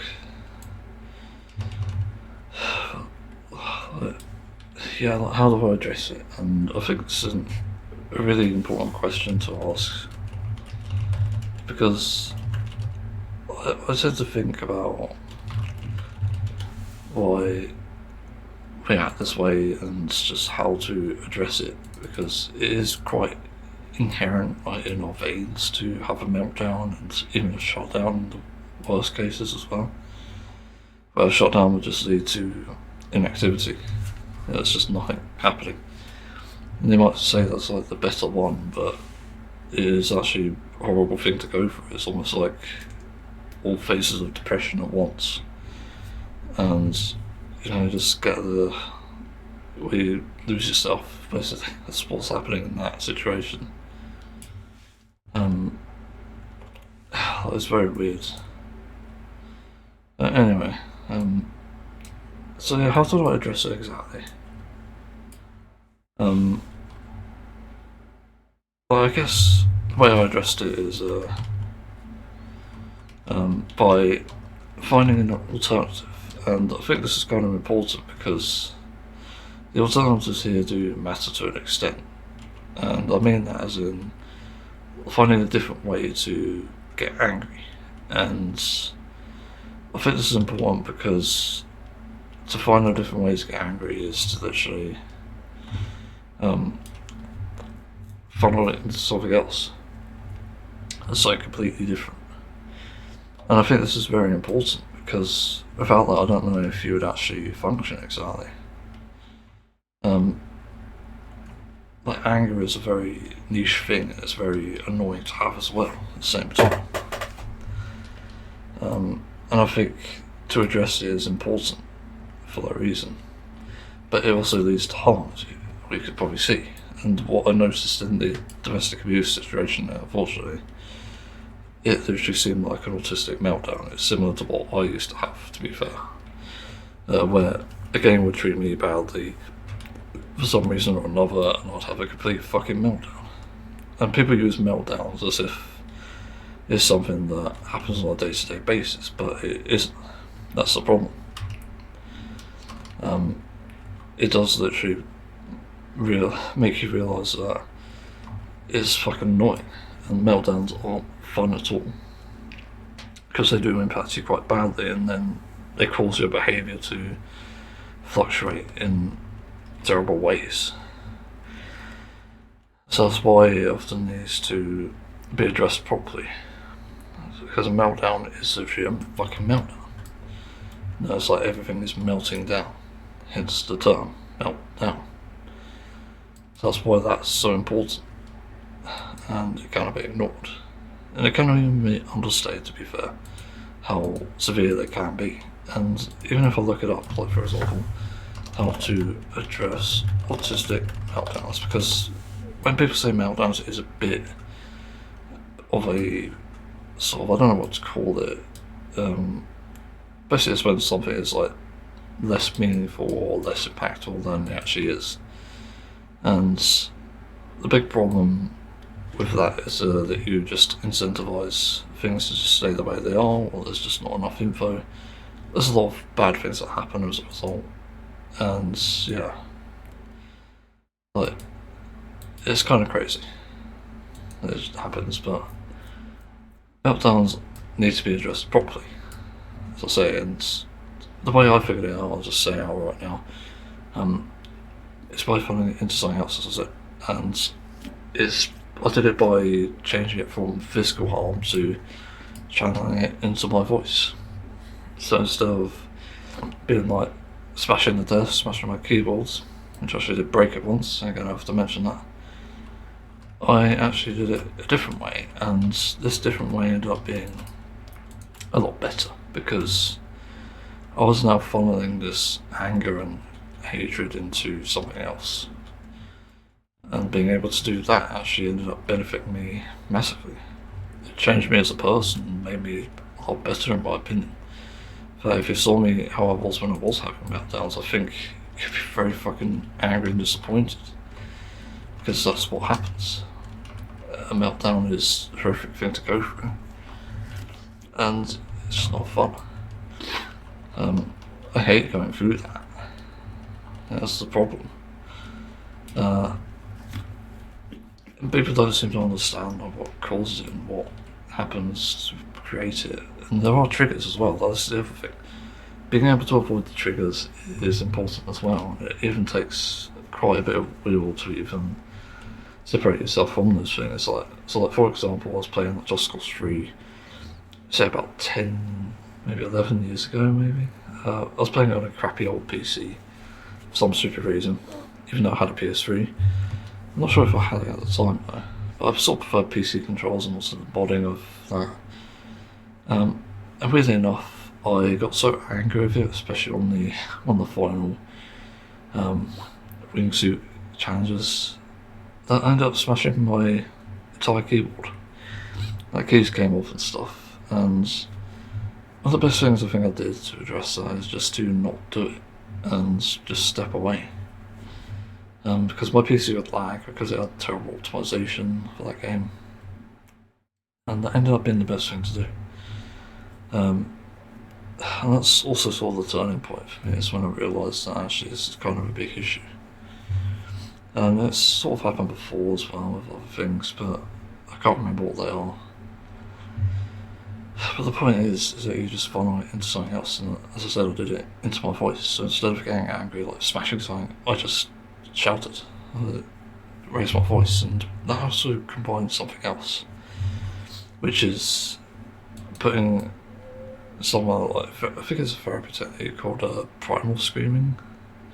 I'm not sure how accurate or true it is, if it does work or not, because it's something that unfortunately did, and it sounded fucking hilarious because it sounded like a fucking chihuahua. It's so bad, but yeah, it can work, I guess.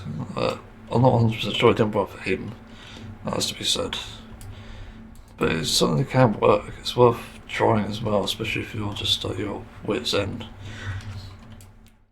Because I think that can be quite impactful. For some reason my nose is blocked. That's what's going on there. hate that feeling. But yeah, like doing some sort of combination of that, or even just doing some sort of grounding technique. Just get yourself out of it, like trying different things and recognising when you're about to have a meltdown or something like that. Like you have to find a solution and address it as quickly as possible. That's really the gimmick and the trick to figuring this out. And, you know, I think that's really important. It should be obvious, but I think some people don't even care, or some don't even realise. As is that sort of situation with the stream, it just seemed like, yeah, I recognise this behaviour, and it's quite obvious what's going on there. Do I feel sorry for him? Not really. Honestly, if I had a partner, I wouldn't be fucking beating them up. Well, it's just horrific. But also, if I was playing games as well, and I had a partner, well, I'm living my fucking best life out there, so why the hell would I even lash out in anger in any situation?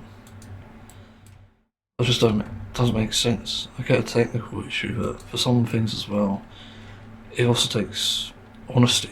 And weirdly enough, the situation I saw in that streamer's place is a ban. And I've been through that myself. I've said some horrible things to fucking customer support before. So I'm not proud of it. And it's like, you know, it's not their problem. A lot of the time anyway. And even then, I think when you realise that you're taking out on someone else, it becomes a problem you have to solve yourself. So it's not even necessarily I don't know what to fucking call it actually. But basically you need to step away from things if you're finding it's too much to handle. As I've said, that's literally the trick here. That's literally how you address it. Because that's the only way you can get around it and solve this problem. These sort of things cannot be ignored. But again, stepping away from something and trying to be a nicer person as well, like you make up for it by doing nicer things and also not taking things for granted, again, like the partner. You need to understand those. Like, keep in touch with reality in the best way you can. Look at the good things. Try to avoid the bad things. And I was going to look about it, like the advice on addressing meltdowns and managing it. Apparently the autism door is a bit weird. I don't know if that's true or not. Meltdowns, as they define it, often involve intense emotional reactions such as crying, shouting, or physical agitation. And shutdowns might look like withdrawal, silence, or an inability to engage with your surroundings. Yeah, that's actually what I go through. And the triggers are quite common: sensory overload, emotional stress or anxiety, changes in routine or unexpected events, and social fatigue. And then what else is there? Other coping strategies: sensory regulation, identify sensory stimuli, produce input for affected sense. So it's like different things, like to address those. It's like sounds, noise cancelling headphones, light sunglasses, dim lights, or touch wear clothing, comfortable clothing, or weighted blanket. Yeah, actually that's interesting because I noticed more sort of meltdowns and shutdowns in uncomfortable clothing, and it's something I didn't really realise for a long time. Because I had like random shirts on like different patterns and interests. I had like one of my sort of shirts I like is an Architects t-shirt with enough, because I fucking love Architects. The band, just to be clear, it's not actually an architect, but I love the band, and unfortunately their t-shirts are shite. They're not only short, but they're also really itchy. They've got that material, it's not soft comb cotton, it's like a hard fucking itchy cotton. I don't know why they sell t-shirts with this. I think this should be illegal, in my opinion. But when I was wearing that, it just made me agitated as fuck. It angered me so much because I was feeling itchy. I was frustrated. I just didn't like it. So yeah, that cannot change things. The moment I started wearing only comfortable cotton shirts and even shorts in the summer because I was getting warm in jeans, so I stupidly decided to buy and wear Perpetuators. It changed. Anyway, but the rest of the steps here, step 3, move to a quieter, calmer environment. If possible, use calming sensory tools like visualize stress balls or soft textures. Again, that's like grounding. And then there's 2 emotional regulations. Stop what you're doing, find a comfortable position, breathe deeply, inhale for 4 counts, hold for 4 counts, ground yourself. Name 5 things you see, 4 things you feel, 3 things you hear, 2 things you smell. That's not actually a good bit of advice depending on what it is.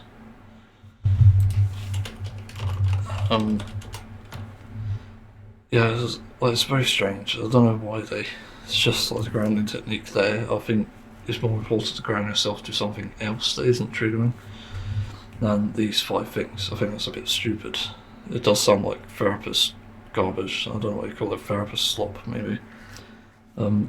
Step 4, repeating affirmations like I'm safe. That's also therapist slop. Step 5, if you need to write your feelings down and journal, process them. I guess that can help. Sort of do it anyway.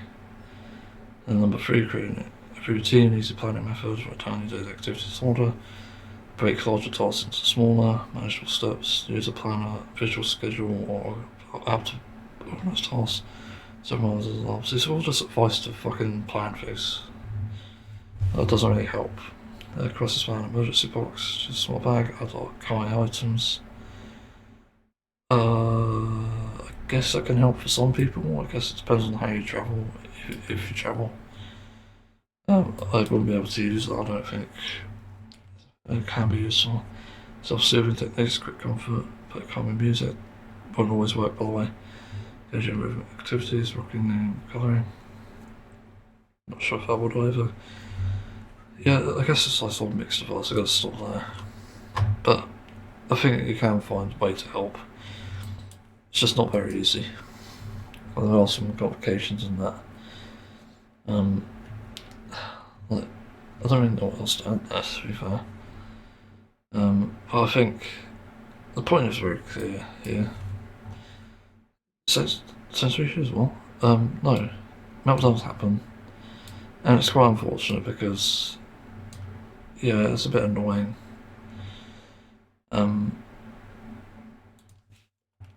Sorry, I get distracted. What was I talking about? Meltdowns are a very niche thing, and I think there are certainly ways to address it that are important, but at the same time, it's kind of like, like, I don't really know how to address it if it is like severe. And that's the other thing, it does feel like it can take over your mind. It can, in a way, destroy your sense of being and sense of reality. It does do that to you. Because, as I said, I've been through it a lot myself, in childhood especially. But I've also been through it in adulthood, and it does get so bad that I become apathetic of my surroundings. That I'll be sort of like, I don't know, not necessarily slamming doors, but it's like unconsciously slamming it. It's like, oh, that made a noise. I'm going to be more angry now. And it's really frustrating. There isn't an easy way around it. It's a very gimmicky thing, but it's not easy to address. You just want an easy life, in that sense. Like, it's so fucking annoying when things just don't go your way either as well, because it's not even a case of greed. I think people mistake autism for like a sense of greed in a way. Which also, I forgot to mention that last topic, there is that as well with sometimes the victims. Like, they can be greedy as well, in a crazy way. Again, like trying to find that overconfident person and having their cake and eating it, essentially. But the cake is hitting you and being not nice. But even in this situation, it's kind of hard to address because autism does need that level of understanding and consciousness. It does need proper help. It needs you to be able to give what is needed and necessary. In the case of sensory issues, you literally do need that. You do need a sensory comfort. So, yeah. What is it to add? Like, it's just so hard to address. Yeah, I think I've touched on everything though. It's just one of those topics, I suppose. But yeah, autism is so fucking niche and frustrating as well at times. It does feel hard to address, and I've got to admit, living with autism for so long now, 28 years coming up on 29, it does feel more and more like every day is a task and a chore. It gets really frustrating, because not everything is addressable. Like, for example, I need a new pair of headphones, because these keep disconnecting for some reason, these Millimanias. I forgot to update on that actually. They just disconnecting randomly, there's no trigger for it. Like, if I jog the wire, nothing. I didn't do anything. But I can still hear the game. Don't know why I turn on music like that. But you know, if you do something else and it's like not even jogging, it for some reason triggers it, and it's like, oh, okay, it just fucked you up. Like, it's so weird. Like, I don't know how to explain it. Like, headphones are so niche, I need them to do the things they're supposed to do, which is noise isolation, not cancellation, which is important as well, to be clear. But isolation means cutting out noise from surroundings. So if I wear ear defenders, for example, when I speak, I should not be able to hear my voice echo through the room, which it does at the moment. But there are so many situations where I shouldn't be able to hear things in that situation where wearing ear defenders. You might ask, why don't I wear them anyway? Because I don't know what fucking works, and it's uncomfortable. It costs a lot of money. It's a money-consuming thing. And it's really annoying to have that. It's because of this, obviously having the lack of money and having so many problems that also should be paid for by, even accommodated for, by companies like the people who give me my benefits. Like, that's the problem. I can't live a comfortable sensory life with my very serious health issues, because they are serious. They reduce my lifespan. It is life-threatening. And it also increases the risk of suicide. This is like what I'm talking about. You literally do need to address this properly. That's why I need to try out multiple pairs of headphones, to get to the bottom of things, to understand what works and what doesn't. So I can say, like, oh, well, this is this problem. But what do I even fucking add? It's just ridiculous. I can't believe sometimes the amount of bullshit that I have to go through to get something done, so just the amount of legs I have to break. My legs, I'm speaking about. To just get to these things I need. It just doesn't make any sense. It's not even necessarily a point of greed. I don't want the best things in life. In fact, I'm happy living where I am. It's just the problem is, I have to live it differently. I have to do so much to make it livable, and that ends up causing stress. Is it necessary stress? I don't know. But with how these issues didn't exist beforehand, I'm led to believe that I do not deserve this. I do not deserve to be in this situation. It feels punishing. It feels embarrassing as well. I fucking hate living with autism. It's horrific. That's what I'm talking about. So, what needs to change? It's hard to answer, but it is a good question to ask. You do literally need to know. That's the scenario we're in. What is there even to add? I can't think. Yeah, I think that's about it though. It's just not an easy situation at all. It's just want proper help with these things and proper accommodations. So that's why meltdowns happen anyway. You get the sensory hellscape and then you're punished for it. Like, people want to punish you, people hate you for it. They say you're too greedy, you're too spoiled, and then the moment it comes to suicide, they're like, no, don't kill yourself. Don't need to do that. You shouldn't do that. And it's fucking horrific. Yeah, that's the thing that gets me about this as well. It's like, we need proper assisted suicide as well to address this, because sometimes it's not affordable for people. And if you're autistic and you have all these issues, like I do, you just often feel like, even if you're not suicidal, the best way to get out of it is suicide. And then they actually ask for people to commit suicide in the most horrific and public ways, like by essentially coercing them into doing it. But it's so fucking weird. But it literally coerces people into doing that. They literally force them to go out into public, jump in front of a train or a car, or just jump off a bridge. Do something to fucking get people to kill themselves, and that's what all this leads to. It's greed of companies and governments not even accommodating basic needs here. And it is basic to have headphones for autistic people, by the way. A lot of autistic kids buy ear defenders because that's the only way they can hear things properly.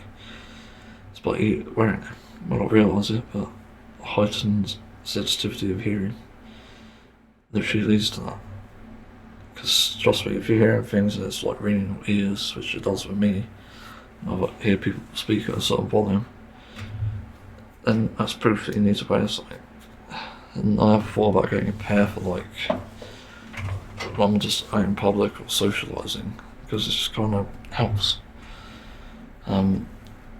But I'm not even sure. Like, it's kind of a hard thing to come to terms with, especially with people who don't understand it. And then people say like, "Oh, how are you going to hear with those on? And you listen to music," and it's like, I'm not listening to anything. Well, I can, but that's only to ground myself if I have to. Even then, it's not a case I don't hear, it's just that I need them to hear less, because I hear too much. People really don't understand the fucking idea of balance, the basic idea of it, which is just insane to me. What the fuck is the world coming to? Are you kidding me? It's just nuts to me. Absolute fucking nonsense. Anyway, I better move on because I think I need to grab my pants in a sec, so yeah, let's move on. This is something I was wondering. I just sort of thought about it briefly. But what if I moved somewhere farther away than I currently am, and obviously don't have contact with, rather closer contact with the people I know? And I don't know, I've been thinking about that for a long time, but the trade-off has to be so good that it would force me into doing that. And obviously, as I've sort of talked about with the situation I'm living in at the moment, where currently nothing is accommodating enough, and it feels like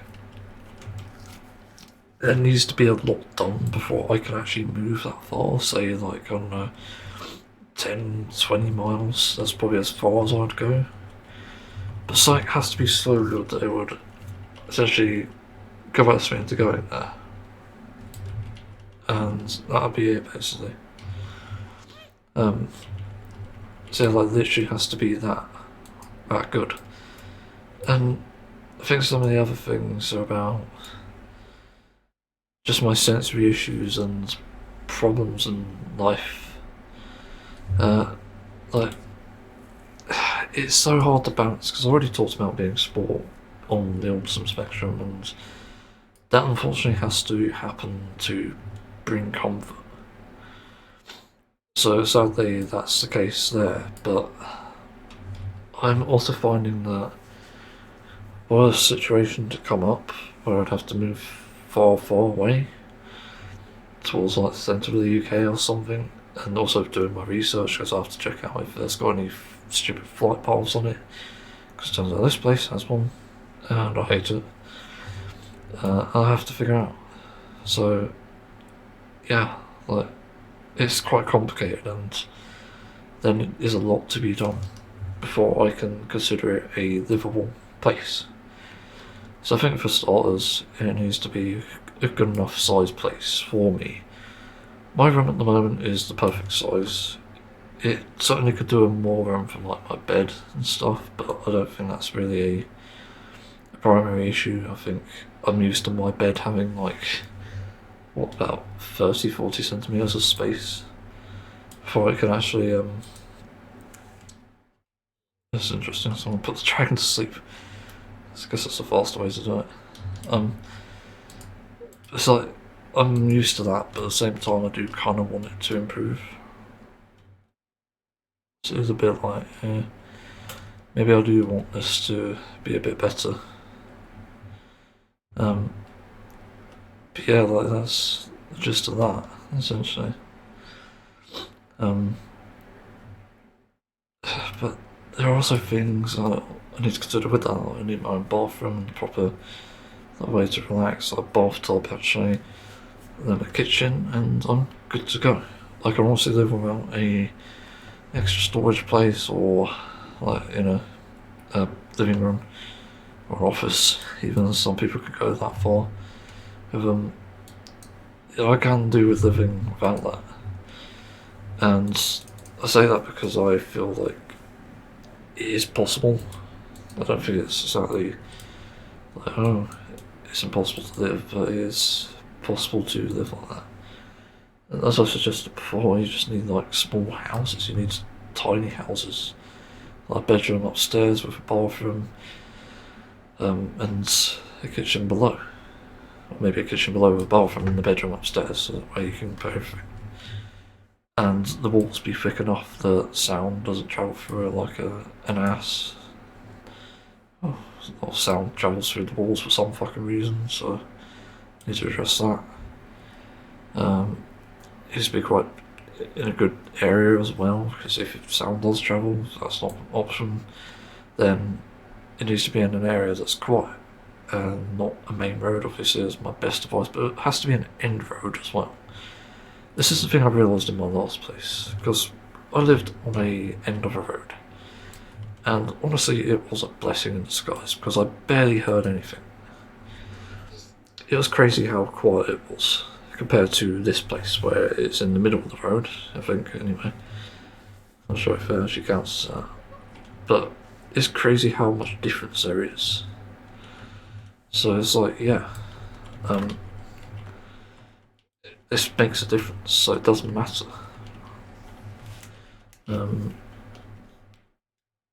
What do I even say? I'm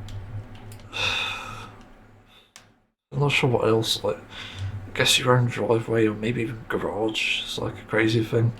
Because I sort of think about those houses in, not GTA, they actually exist in real life, but that place.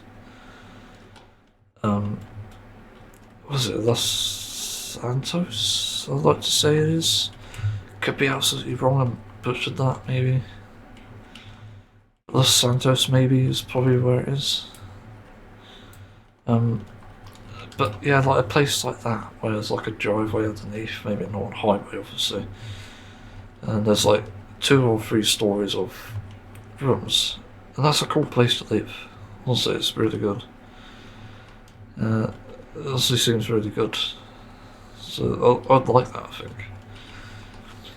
You know, we literally need places that are accommodating, like, properly.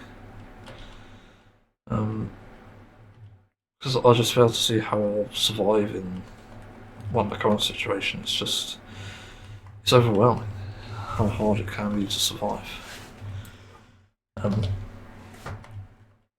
it's very strange. Yeah, like, was I even mad? Trying to think.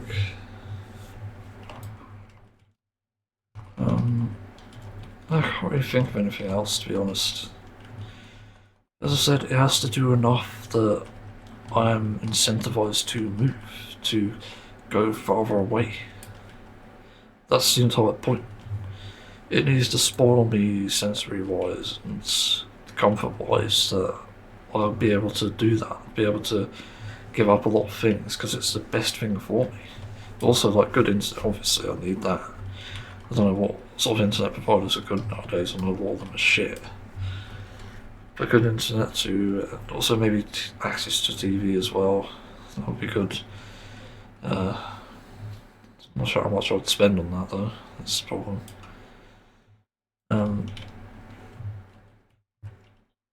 Yeah, it's like, it's very weird, but strange scenario. But very necessary in a way, I think.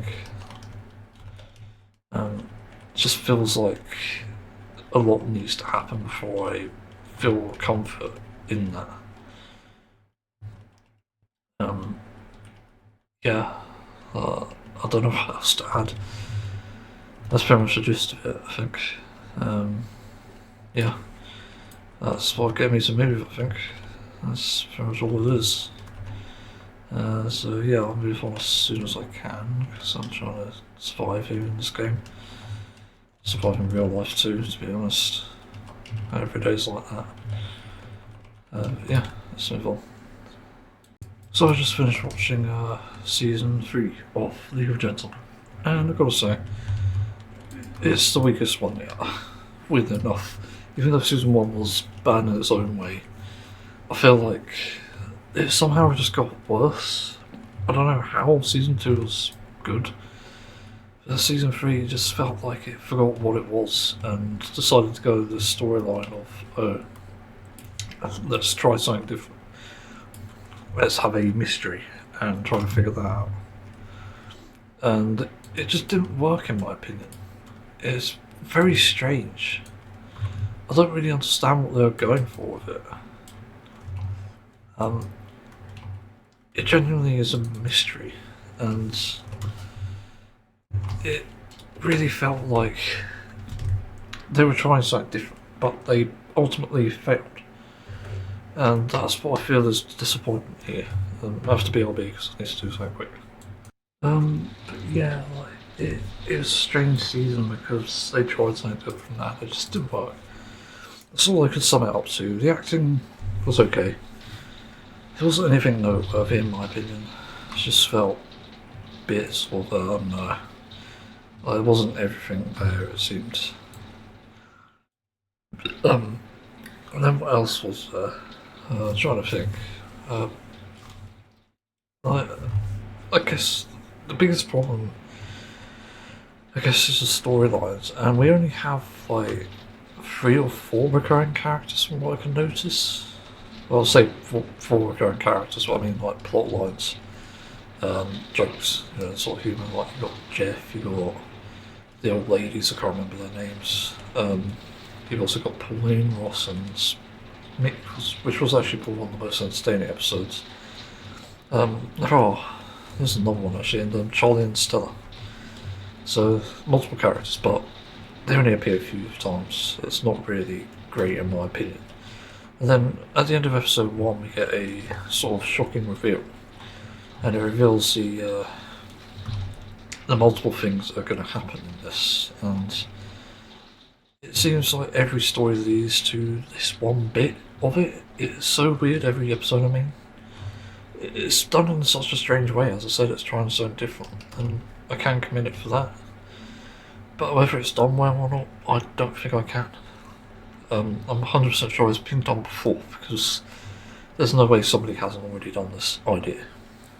But they just seem to make these plot lines converge. Jeff is suddenly in London and he's suddenly back in Royston, so there you go. So yeah, in terms of humour, this series was not great in my opinion. It did feel a bit off in areas, like it wasn't as bad as season 1, but it wasn't as funny as season 2. It's really fucking weird. It is bizarre.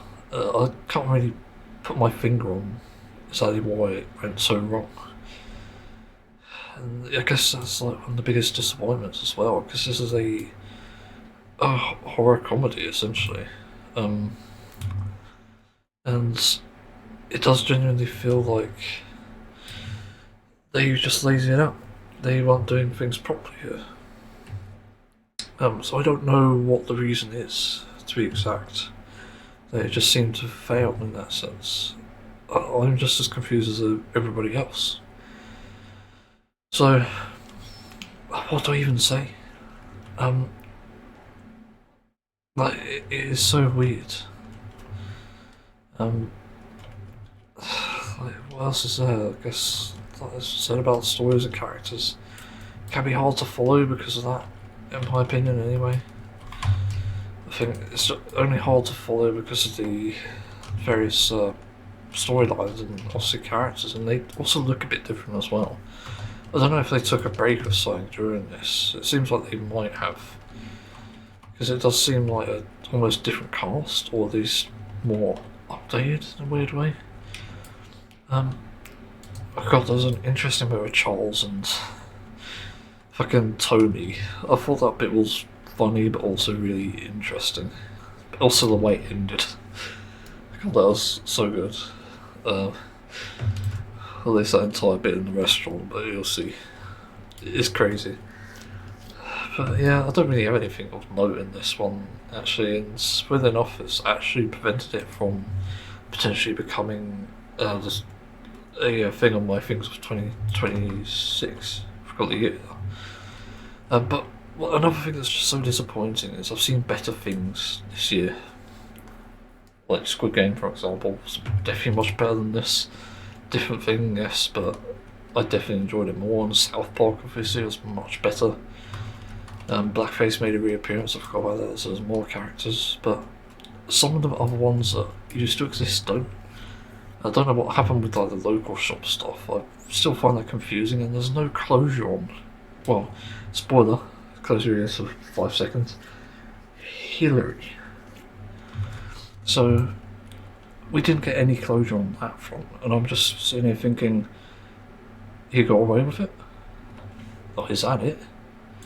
Like, if I look on the list of series, like, the only things left are the anniversary specials, and I will watch them. But I'm just a bit like, what the fuck? Like, what is going on? Where did we? How did we get here? It's genuinely confusing. So I don't know what happened there. It is a mystery to me still.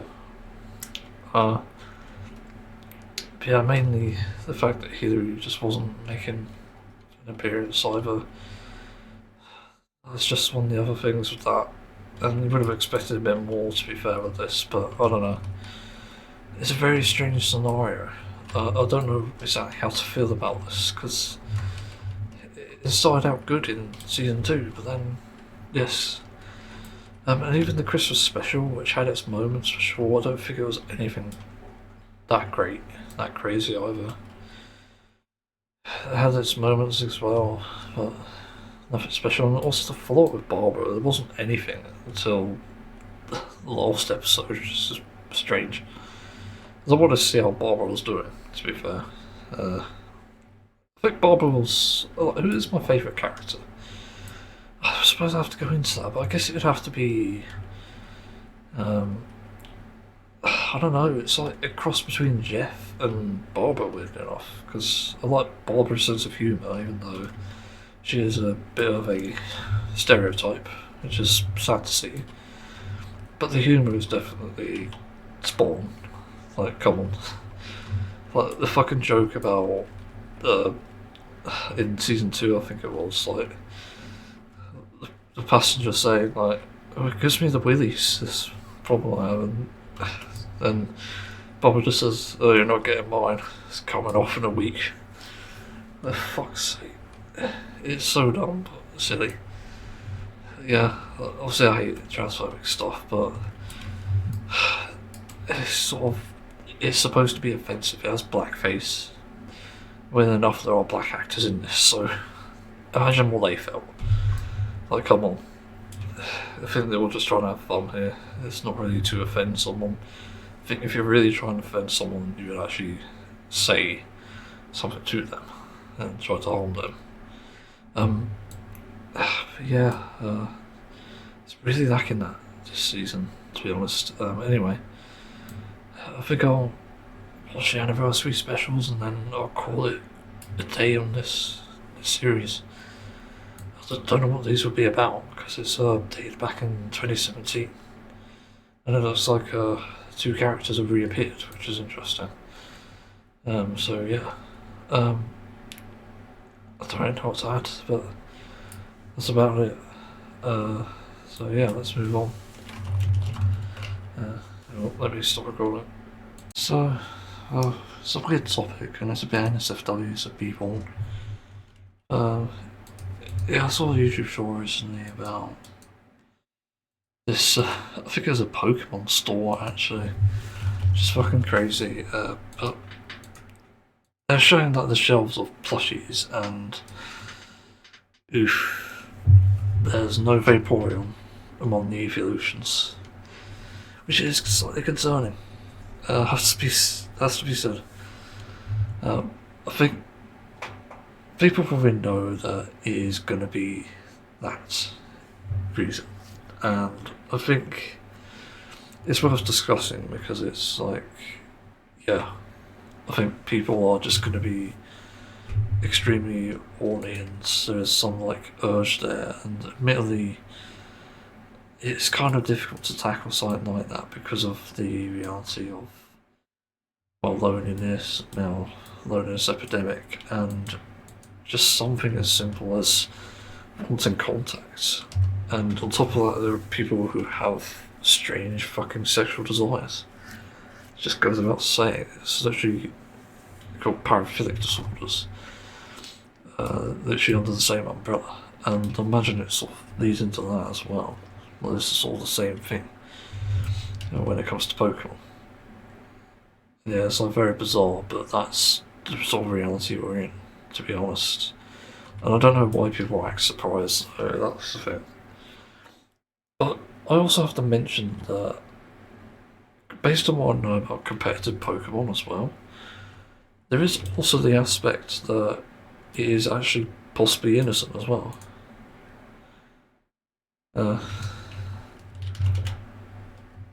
Like it is possible because of the competitiveness of like Vaporeon, who is a pretty solid competitive Pokemon apparently, that people will just like Vaporeon for that. And it's completely innocent. Like, I'd rather just go with aesthetics because I just love Pokemon in general.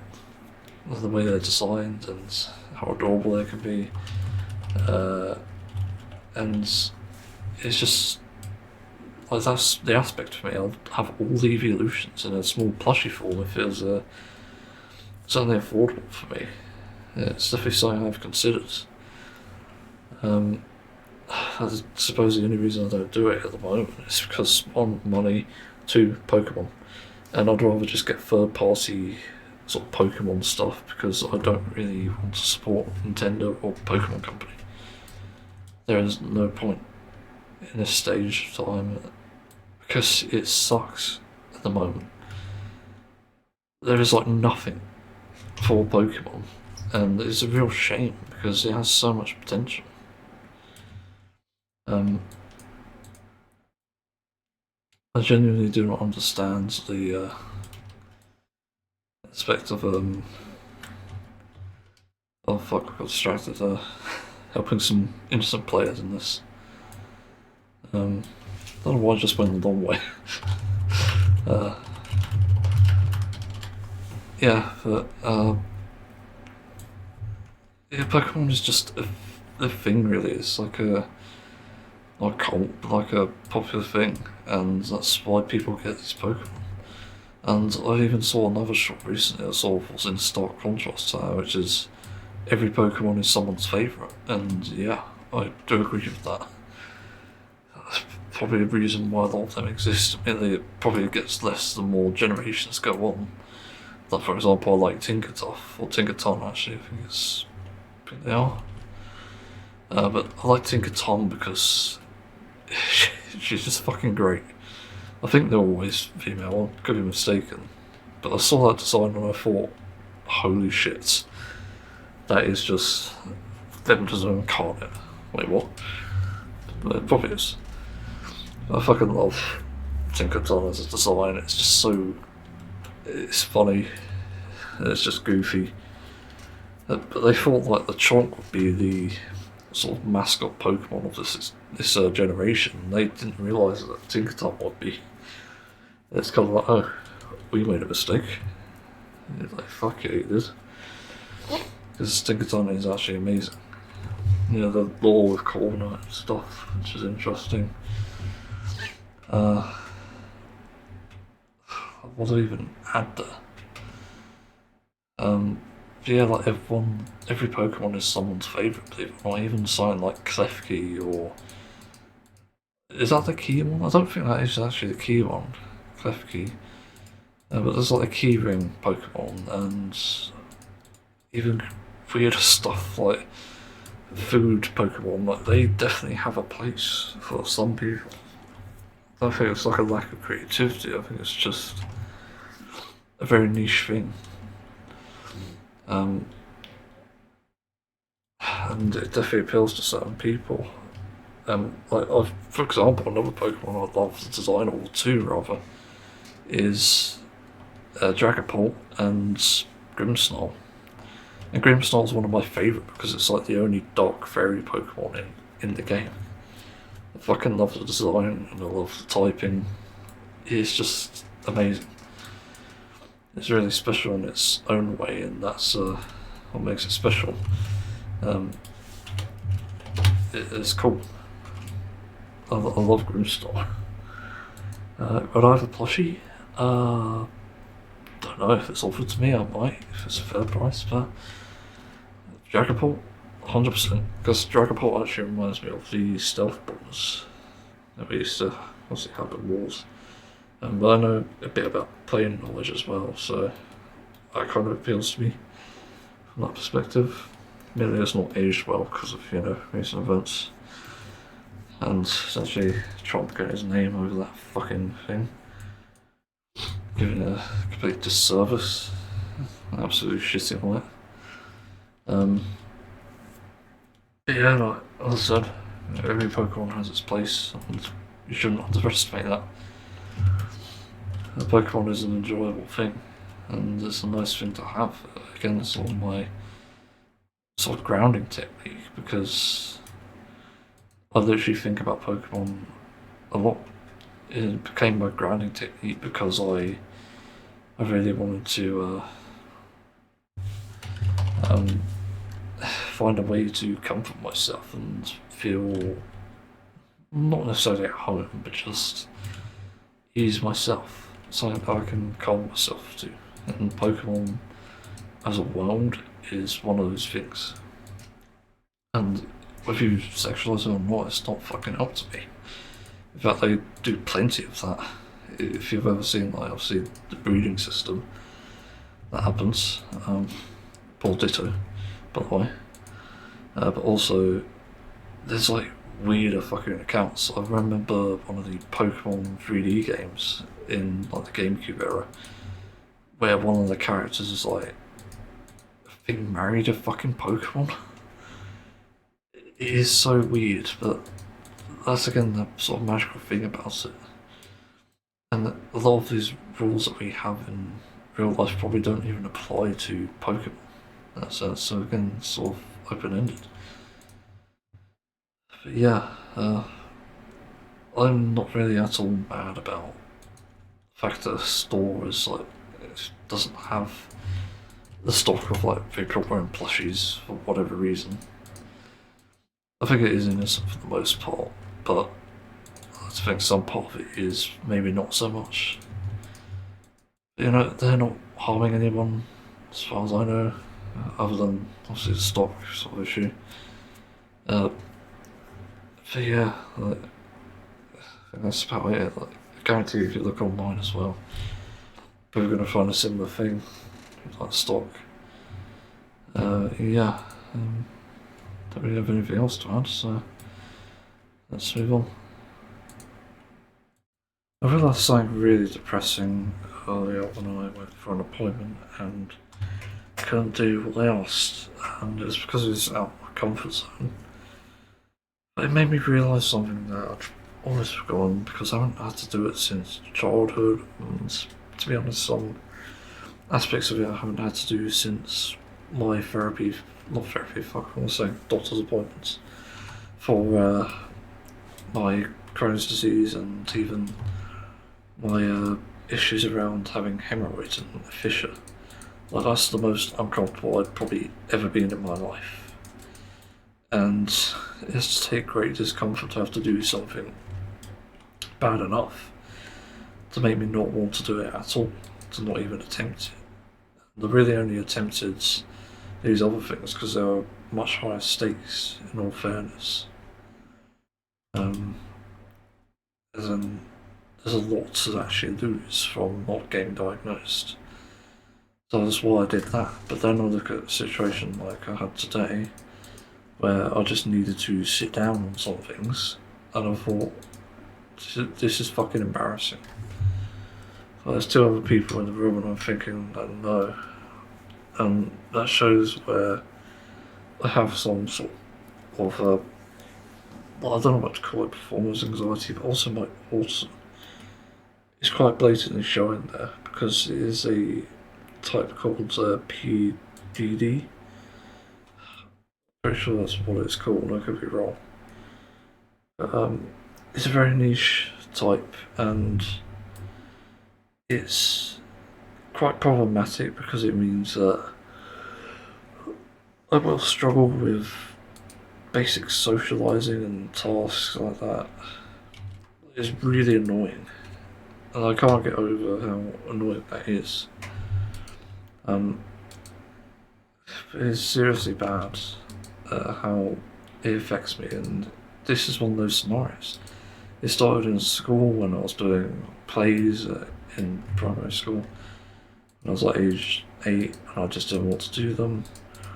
Then it started with, again in secondary school, with drama class, which we actually somehow had. I'm not sure how, to be honest, and in the end I ended up playing the director. So basically, cleverly, they actually managed to accommodate me there, rather than in primary school where they didn't do anything. So yeah, that made for some more fun, but as a director I could also give some advice, and it was ignored like the first time, but yeah, essentially I didn't have to do it, which was great. But even then, there were scenarios I was put in back then which made me feel like I was going to be embarrassed or become a mockery of a bunch of kids in there, and it just really threw me out of my comfort zone, because I had to accept like rewards and stuff because I'd done things that apparently I did well. I'm not even sure I'm convinced I did actually, and that would require getting up in front of people. And I also used to have a great anxiety about answering to the register and attendance, not register, but they call it attendance actually. But you get your name called, it's like a call out, a roll call, I don't know what you fucking call it actually. But I never used to answer that. I was just like, you know what, fucking look for me.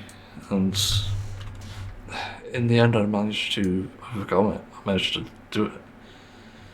Which is kind of nuts, because that was an impossible task a while ago. Eventually I got around to it, and well, it's turned out better for it. I ended up having a better attendance, and even then, it's kind of like I didn't have to rely on anyone else, which was kind of embarrassing, because that's what happens. Yeah, what even add? It's such a strange situation. I wish it was easier to do these things, but it's not always easy. And as I said in today's scenario, it's like a similar thing. It wasn't acting, thankfully, or doing a play, but it was a similar thing. And the difference is that I can detect when there's eyes on me. I do detect it in the room when I'm in there, but I don't really detect it in public because it's pretty much all around me. I just think about it.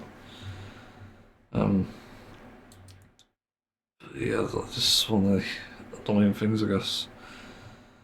But it made me think about other scenarios because I always thought maybe someday I could be at least popular enough. I'm just on stage talking about things, going to places, and you never know. That could always be a reality, but then I started to think with all this recently, I'm actually not capable. So I need to write that down. I can't do formative things. Yeah, that's pretty much the gist of it.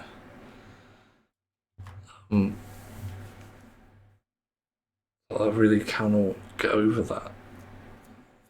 And if I were to go in public and we were speaking in front of people, it wouldn't be so easy. And because of my voice as well, the discomfort that causes me when I talk to people and just having it out there to begin with, ends up fucking complicating things. So I just can't really cope with that. And yeah, I don't know how to stand really. I don't know if it comes to mind, but I'm being distracted as well because people don't know how to fucking shut up and be quiet. So I don't know. So, yeah. That's pretty much it, I think. I haven't got anything else to add. Another day, another crappy story. Well, sort of crappy. I think there's a good side. Well, it is actually a good side. What the fuck am I saying? Yeah. But I was watching a most critical video, and obviously, like, Sora has shut down, and everyone's happy about that for some reason. Because nobody was like that a year ago, or even 2 years ago. In fact, there was a lot of people saying AI's going to take us over, it's going to make us more better people somehow. And they fail to justify it constantly. But now it seems like actually things are taking a good turn and the AI bubble burst is going to happen. Or something. That's a sentence. But I'm not all that happy about, obviously, people's response. However, it's strange how it's only convenient when people find it convenient. This is how poorly people think about things, how lazily. Because they just look at it from a specific POV. And if you were thinking about this, you'd realise immediately what these issues are and where they come from. Like, I don't even fucking explain this, but I wanted to get onto the other thing, which was a thing from Voice Critical again, same video about Sora. But it was about I think it was a family farm who said no to a data center being built on their land, even after being offered a lot of money, which is fair. I definitely respect that because that is quite sort of anti-corruption in that way. However, it is still a little corrupt and not in the way you think. It has to be said. So from what I can gather, this farm is exploiting animals. That is corrupt. So it is not entirely corrupt, it just seems like this denial of a boatload of money is a tactic to essentially get people to buy their product. You know, it's literally a fucking marketing tactic. I could be wrong in that, but when it's an animal's life on the line being sold as profit, that is inherently corrupt. There is no avoiding that, because that's very much out in the open. And that shows you have a lot of fucking problems to deal with.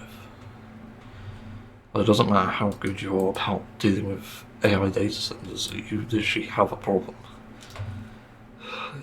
It's so fucking corrupt.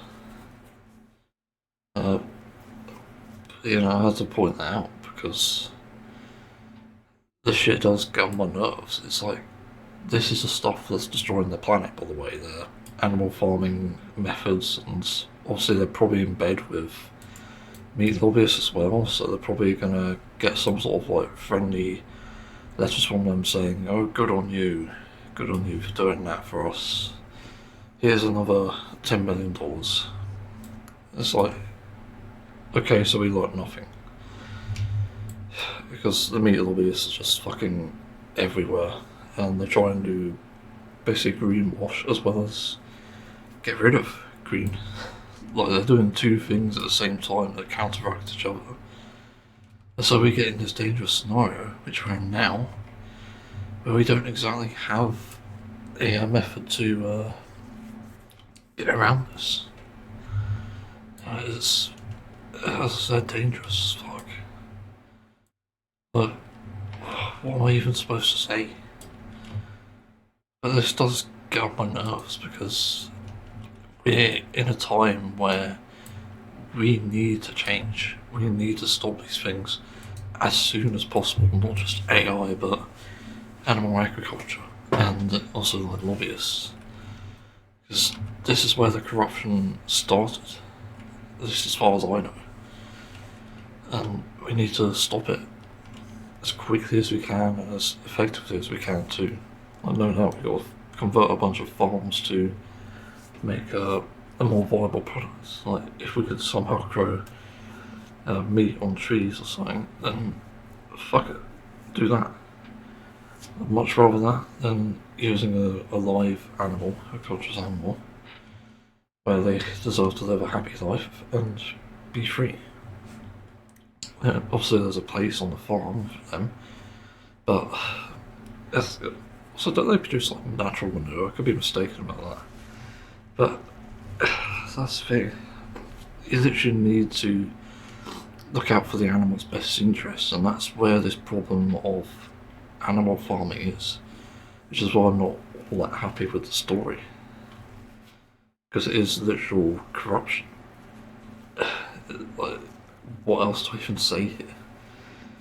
And that's the other thing, I almost forgot about this, but they said something along the lines of,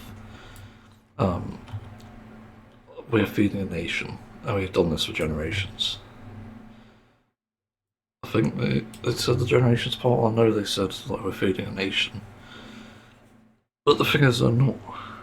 If this farm is like any other, then they're likely feeding them crops and also shortening their lifespan. So yeah, like, again, it's corruption. But as well, you've got all the evidence out there saying that meat is bad and animal products are bad for you. And this is objective, by the way. It's demonstrable. This cannot be denied. Until something comes up, obviously. But this is the best evidence we have so far. And yet they're still feeding it to people. They're still feeding this trash to people. But even then, if you were to switch situations, if it were dogs instead, they're trying to build a data center on there, like, what poison would you pick? Neither is good. Like, both actually affect human population in a bad way, and even the knock-on effect of something like animal products. They cause people to get greedy, and I noticed that myself when I was actually a non-vegan after having been vegan for almost a year once in 2016. I got corrupted by having a partner who was quite dependent or excusing of her lifestyle, and I sort of got on board with that and agreed to an extent. But it did have its faults, and it had to be said.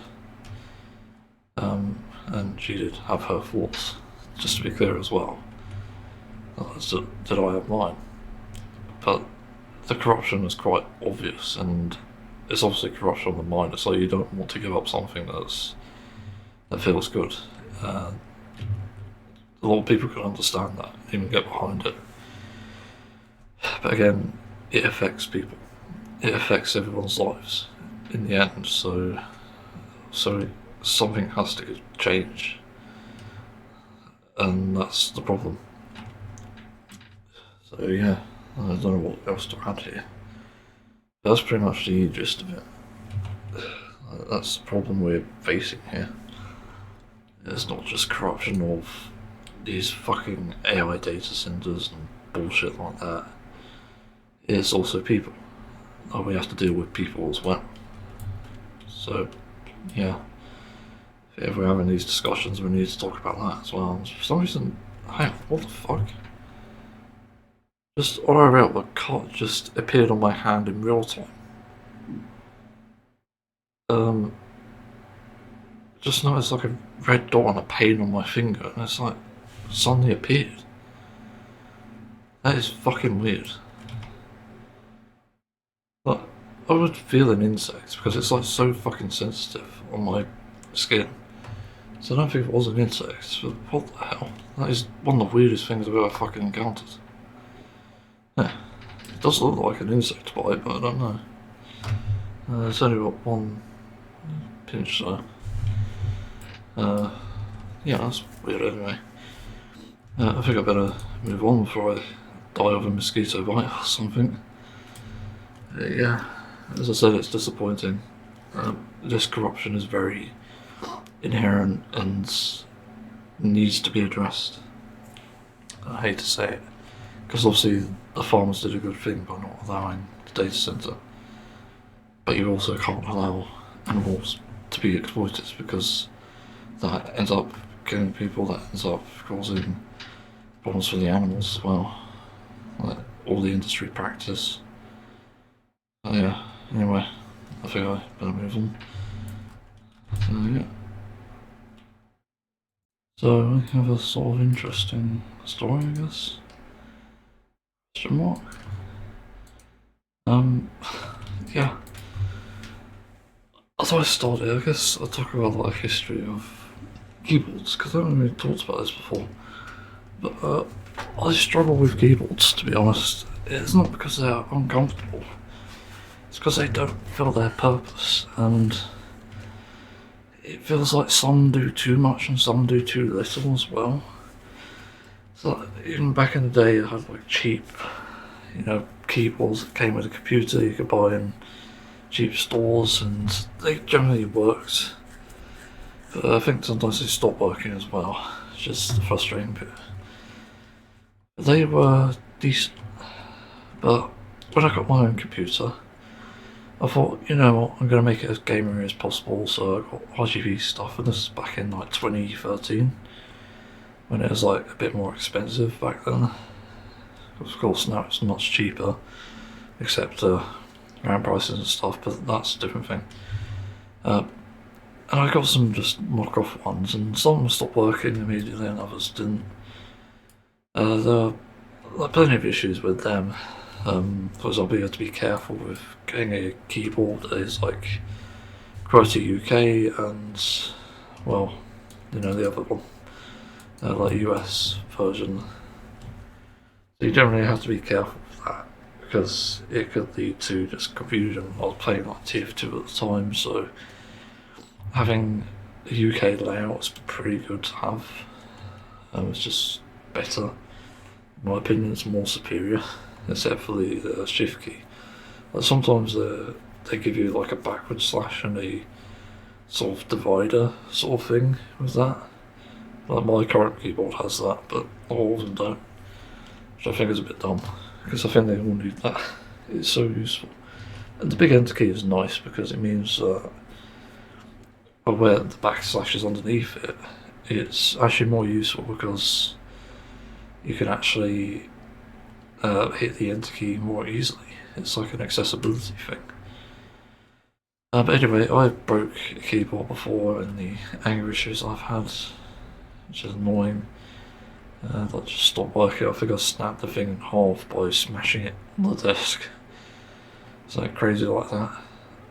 And yeah, that's it for my history until a few years later. I was just stuck with cheap keyboards in the end, and I did try other ones in between, but I ended up not liking some of them and gave them away.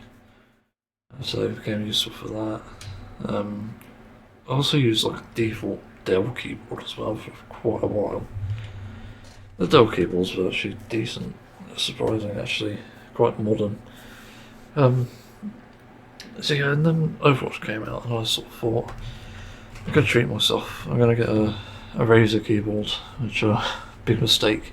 I got a Black Widow, I think it was. I can't remember what it's called. They had an Overwatch edition, so I got that, and it was okay. Again, I got the US layout problem with that, and it kind of sucked for all that reason, and it was also just too clicky as well, so it's like whenever I was typing it was like, just super fucking clicky. Like everyone could hear it. It was absurd. I think I ended up selling it in the end, because it's just like, what the fuck is the point? Or maybe I gave it away, I can't remember what I should do with it. But it cost me a good amount of money. I got it from the US as well. It's like Overwatch edition, and it's like 200 quid or something crazy. I spent a good fucking amount on that, and it was not great. Like, Razer is literally a rip-off company. It just feels so bad. Like, most things Razer I've used just end up not being very good. Like, the headphones I used, actually, the wireless headphones ones, use them for exercise, they're actually decent. Just wish there was an easy way to switch between wired and wireless with a different pair of headphones. Yeah, what else is there? I pretty much gave up in the end, I think, for a while. And I decided, you know what, I'm just going to go back to basics. I'm just going to get a sleeper PC set up and just go with something else. And I decided to get a Logitech, because of my sensor issues as well. This is probably the important part. I decided to get a Logitech K280E. It's a mouthful, yeah. But this is the best keyboard I've ever fucking used. Because it feels good to use, it's also quite flat as well, and it makes barely any noise. On top of that, it has like a function key, which is also insane. It's pretty unheard of, I think. Because function keys are rare on a keyboard, especially a PC desktop keyboard or whatever. You get it on laptops, but you don't always get it on a keyboard, so it's unique, and that meant multimedia options too. And I used to use that for like sleep. I'd hit like FN and F12, and that would just put my PC to sleep. Like really handy, rather than the gymnastics you have to do now with Windows plus X and H or S. Depends on what you use actually. In the moment I have to use Hibernate because Windows hasn't actually implemented sleep in Windows 11. Yeah, another thing that makes it shit. But I really liked it. The only problem was the stand, it kept coming off in the end. And I thought, like, this keyboard is nice, but it's missing something. And at night, I remember looking down and thinking, you know what, I can't see the keys. It's too dark to see the fucking keys. And yes, I have a lamp on, but I like my room kind of warm rather than absolutely fucking blinding. So that caused some issues, and I asked around, and I did find a Razer version sort of this same keyboard, but it was American layout and it didn't have RGB. So I essentially got scammed. It was a nice keyboard, but it didn't really fucking work the way I wanted it to. But the American layout was like a big pain. Also, I had the anti-ghosting issue. I forgot about that. I don't like these anti-ghosting things. It's really bad for gamers. I fucking hate the things. It doesn't make sense. If you need to press more than like 3 keys at once, you need to be able to. Remember in like Genshin as well, it had like a specific problem with that, where whenever I was trying to do a burst, you press like Alt plus obviously 1 to through to 4 to do the burst, and it sometimes didn't work because of this keyboard. And it got so bad in the end, I just fucking put it in the cupboard. It's like I went back to the Logitech keyboard. And then I did some more research and asked about, and even looked into the type of keys you get. I can't remember what the quiet ones were. It's either blue or brown switches. But one of them was quieter. It's like, I think membrane keyboard, if I'm not mistaken. Which I think the Logitech is, technically speaking. But I did some research and I ended up on the Corsair Strife MK2, which I currently have now in front of me, and it's pretty much persisted.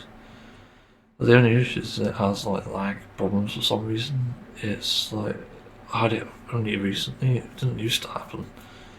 When you run a heavy memory usage application like, I don't know, FL Studio, it can sometimes just not function properly, like make you delay your movements and stuff.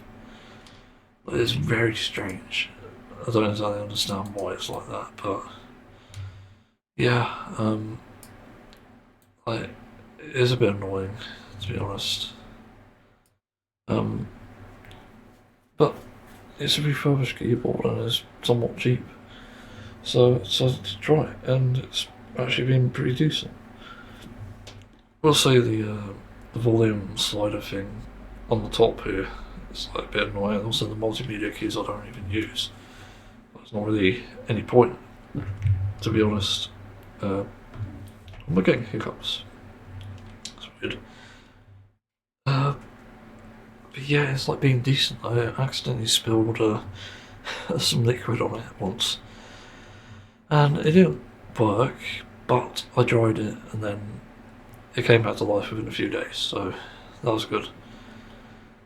But yeah, it's just like me trying to be on a health kick, and I just spilled some vinegar on it, and yeah. But it worked after that. I cleaned it out as well. But surprisingly, it stayed fine ever since. Still got a bit of the residue, and I don't really clean it anymore because there's no point. It just gathers dust and hair anyway. I would clean the top if there was an easier way, but yeah. But one of the things with keyboards that I always found frustrating, especially with the cheap keyboards, it's just when keys would rub off. And surprisingly, this Corsair keyboard has lasted the fucking test of time. They did something right with it, which is insane. They seem to have essentially moulded the keycaps as they should be. So they got a window for the LED bits to actually light up, and that actually helps. It's just kind of crazy to think about. And also, like, there's a extra USB thing here, so it's like an extension. I use that for the drawing tablet, but I don't know if I should or not. It's always pointless in a way. Not sure if it is a good idea. But it is useful for like switching in and out. Like if I needed to for some reason use a webcam, I could literally grab it from the back of my monitor and plug it into this, and it'd work. But yeah, but I would say this is the second best keyboard I've ever had, of a few that I've owned. But I think the king is still Logitech K80, 280 actually rather, because it just does everything right. It's just too much to like about it to actually dislike it. And yeah, like, it's just fucking nuts. It's weird how no keyboard has tried to reach its height, so to speak. But yeah, I don't know what to add actually. I think I was touched on everything.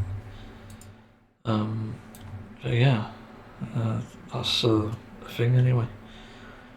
So I better move on because I've got stuff to do.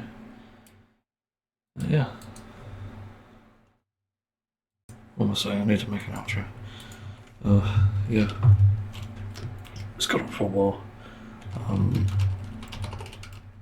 fuck is going on outside? There's someone playing with cutlery out there. I don't know how the fuck he even made that noise anyway. Like, I'm able to do it with the fuel I have. Like, I could just eliminate the noise. That's weird. Either way. Yeah. Thanks for listening. See everyone next time, I suppose, if you'll listen to it somehow. Yeah, because I unlisted the podcast just for safety reasons, but also just because this is a bit embarrassing as well. I can't speak as much in social situations, it's pretty awkward.